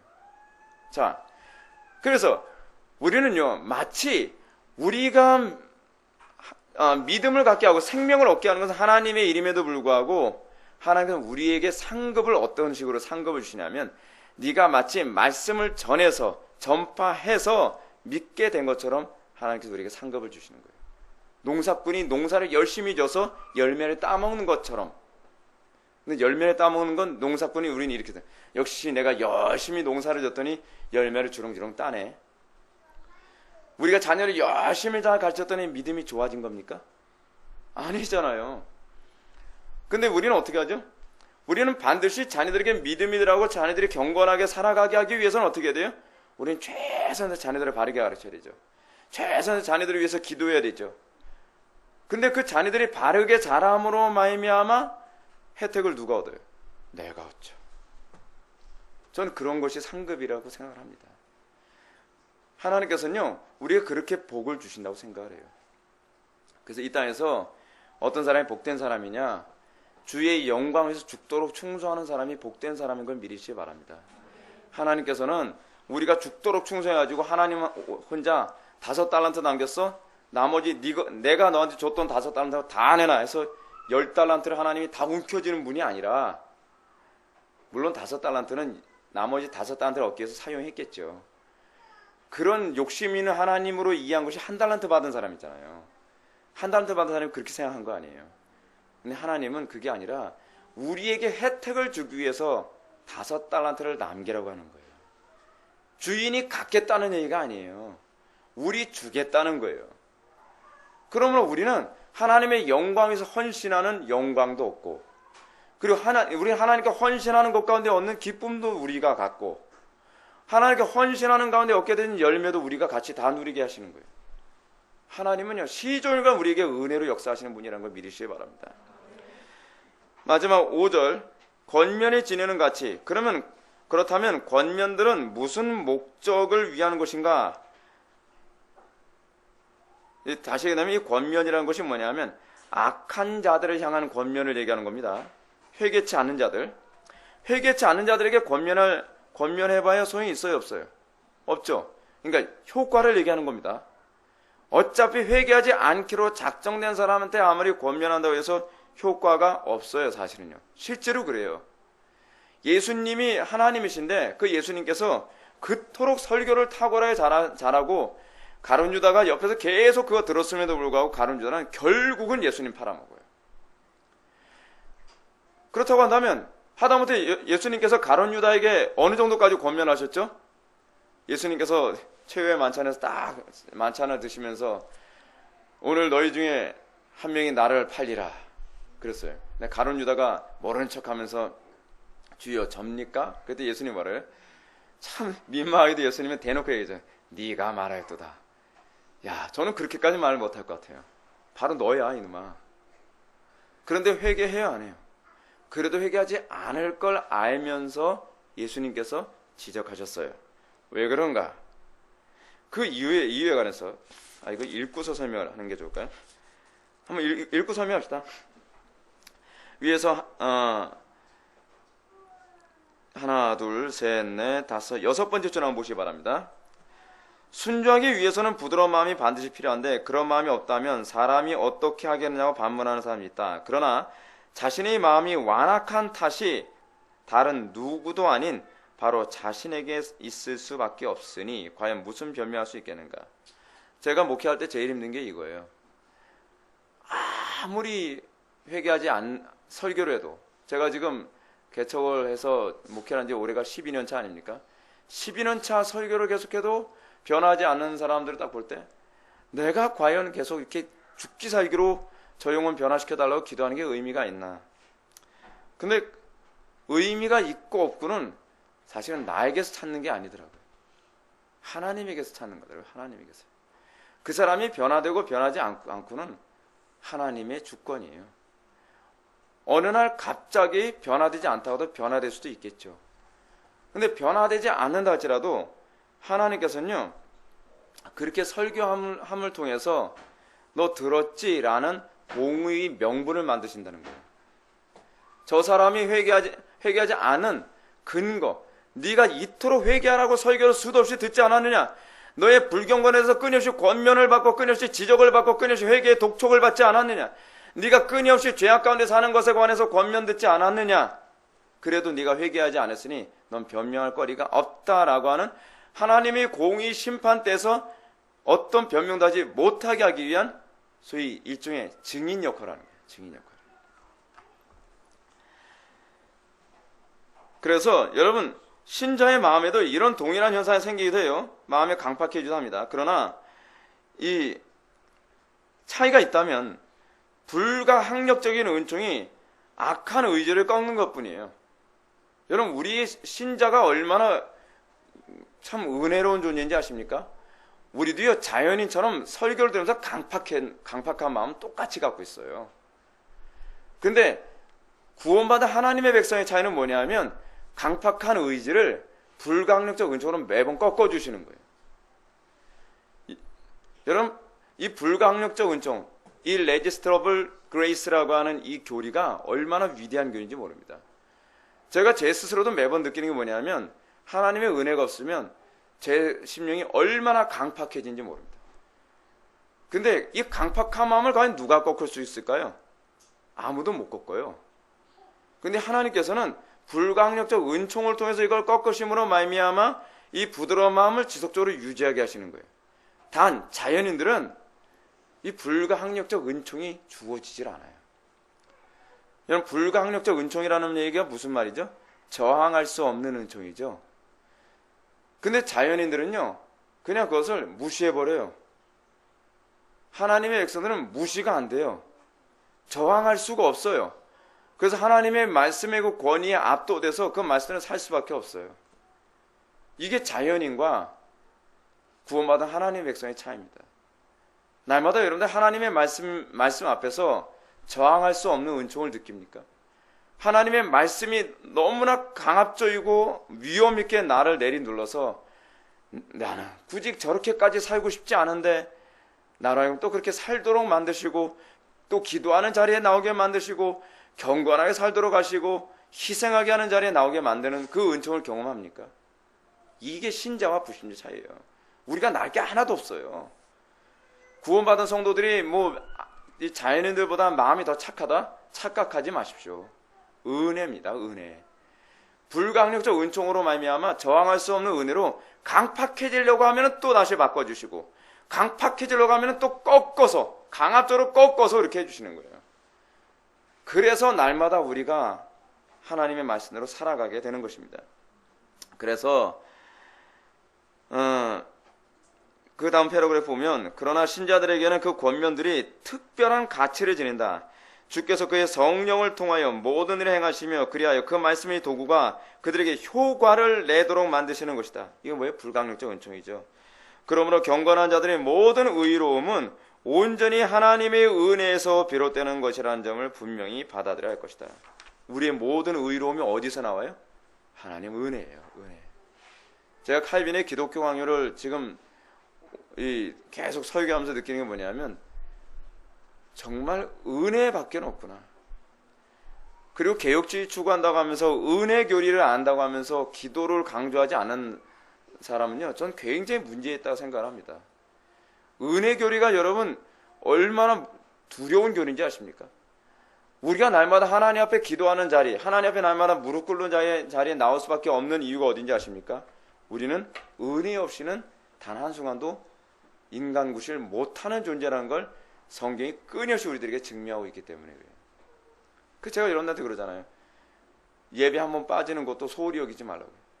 기도 한번 빠지는 거 소홀히 여기지 말라고요. 왜요?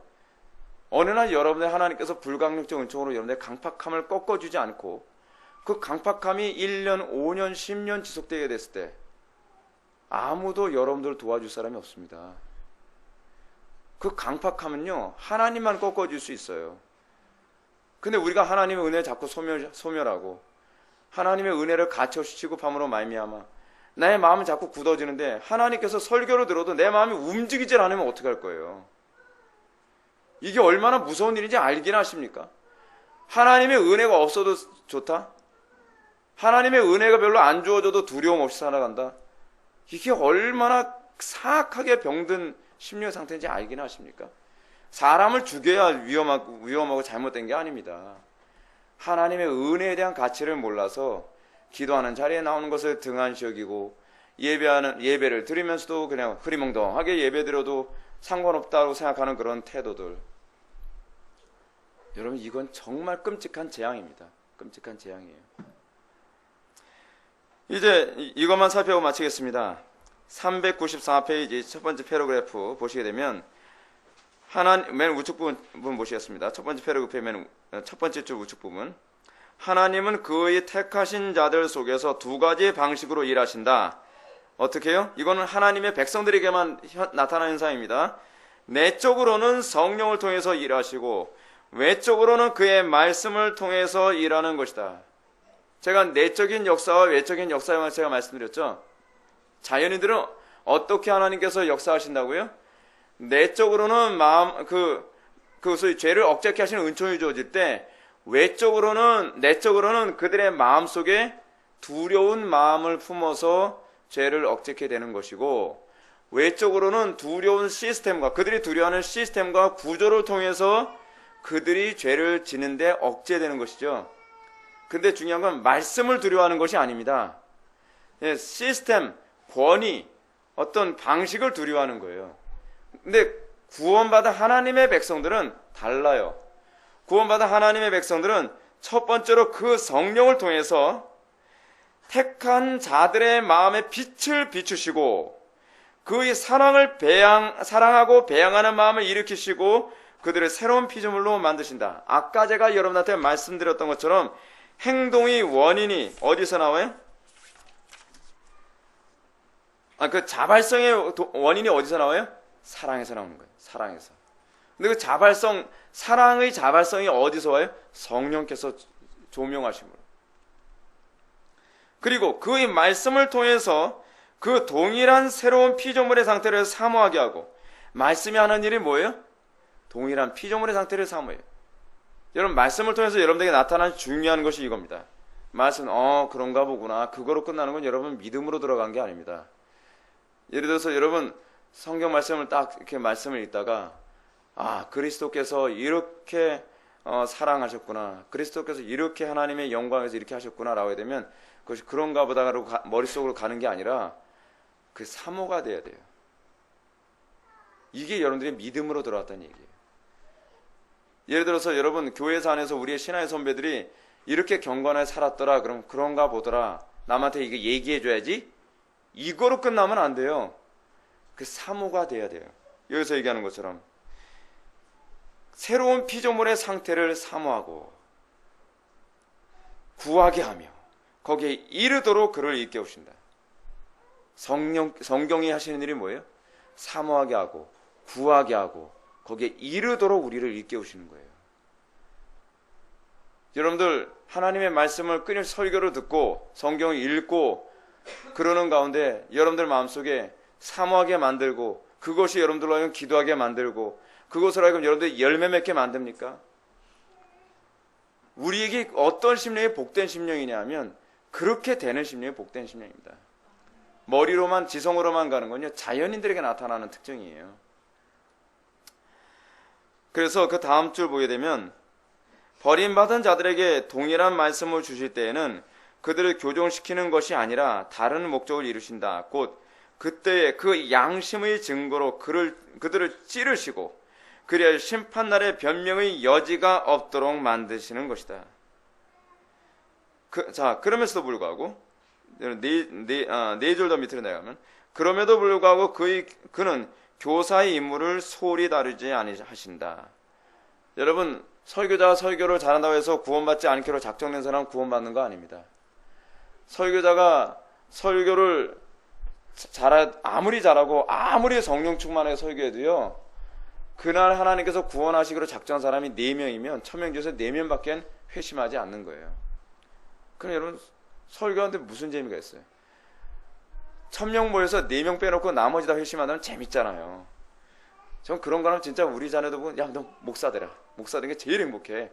야, 설교에서 1000명 중에 4명 빼놓고 몇 명이에요? 996명이 회심을 하는 게 이게 목회야. 그러면 얼마나 재밌겠습니까? 근데 현실은 그게 아닌 거예요. 너 있지?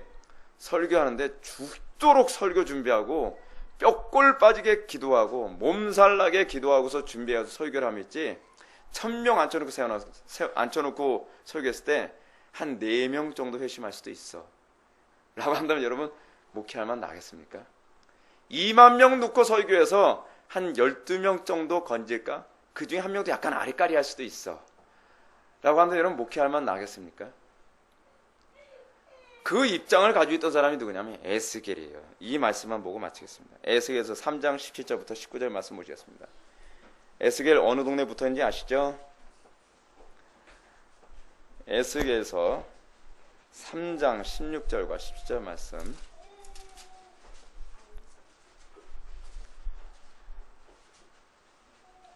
그리고 설교 그렇게 뼈골 빠지게 설교해서 사람 몇 명 회심해도 그것이 하나님께서 너 잘했다 그러지 않으세요. 예. 여러분 목회자에게서 최고의 영광이 뭔지 아십니까? 너 잘했다 칭찬해 받는 게 아니라요, 정말 최선을 다해서 목회를 하고 그러는 가운데 한두 명 회개하면 그 기쁨으로 목회하는 게 목회자의 영광입니다. 하나님 앞에서는요 그냥 종이 할 일을 했습니다로 그냥 끝나요. 그냥 하나님과 관계에서는요. 보십시오. 그 얘기가 그대로 나옵니다. 17절부터 19절까지 보시게 되면, 인자야 내가 너를 이스라엘 족속의 파수꾼으로 세웠으니 너는 내 입의 말을 듣고 나를 대신하여 그들을 깨우치라.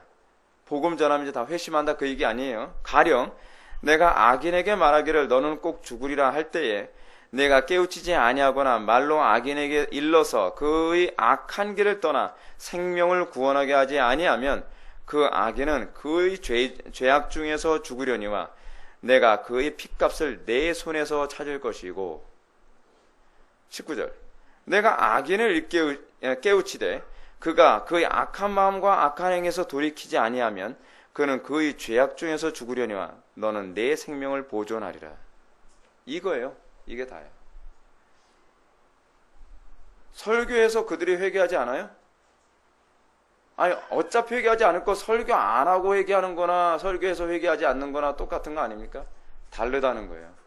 만약에 네가 저 죄인들로 하여금 하나님의 크고 드러운 진노를 얘기했는데 회개하지 않았다, 그러면 그들은 자기 죄에서 그 말씀을 듣고서 회개하지 않았으니 자기 죄 때문에 죽은 것으로 하나님의 심판 앞에서 그렇게 판결을 받겠지만, 만약에 네가 회개를 선포하지 않고서 저 사람들이 회개하지 않았다고 한다면 그 핏값, 그 책임을 너에게서 묻겠다는 거예요.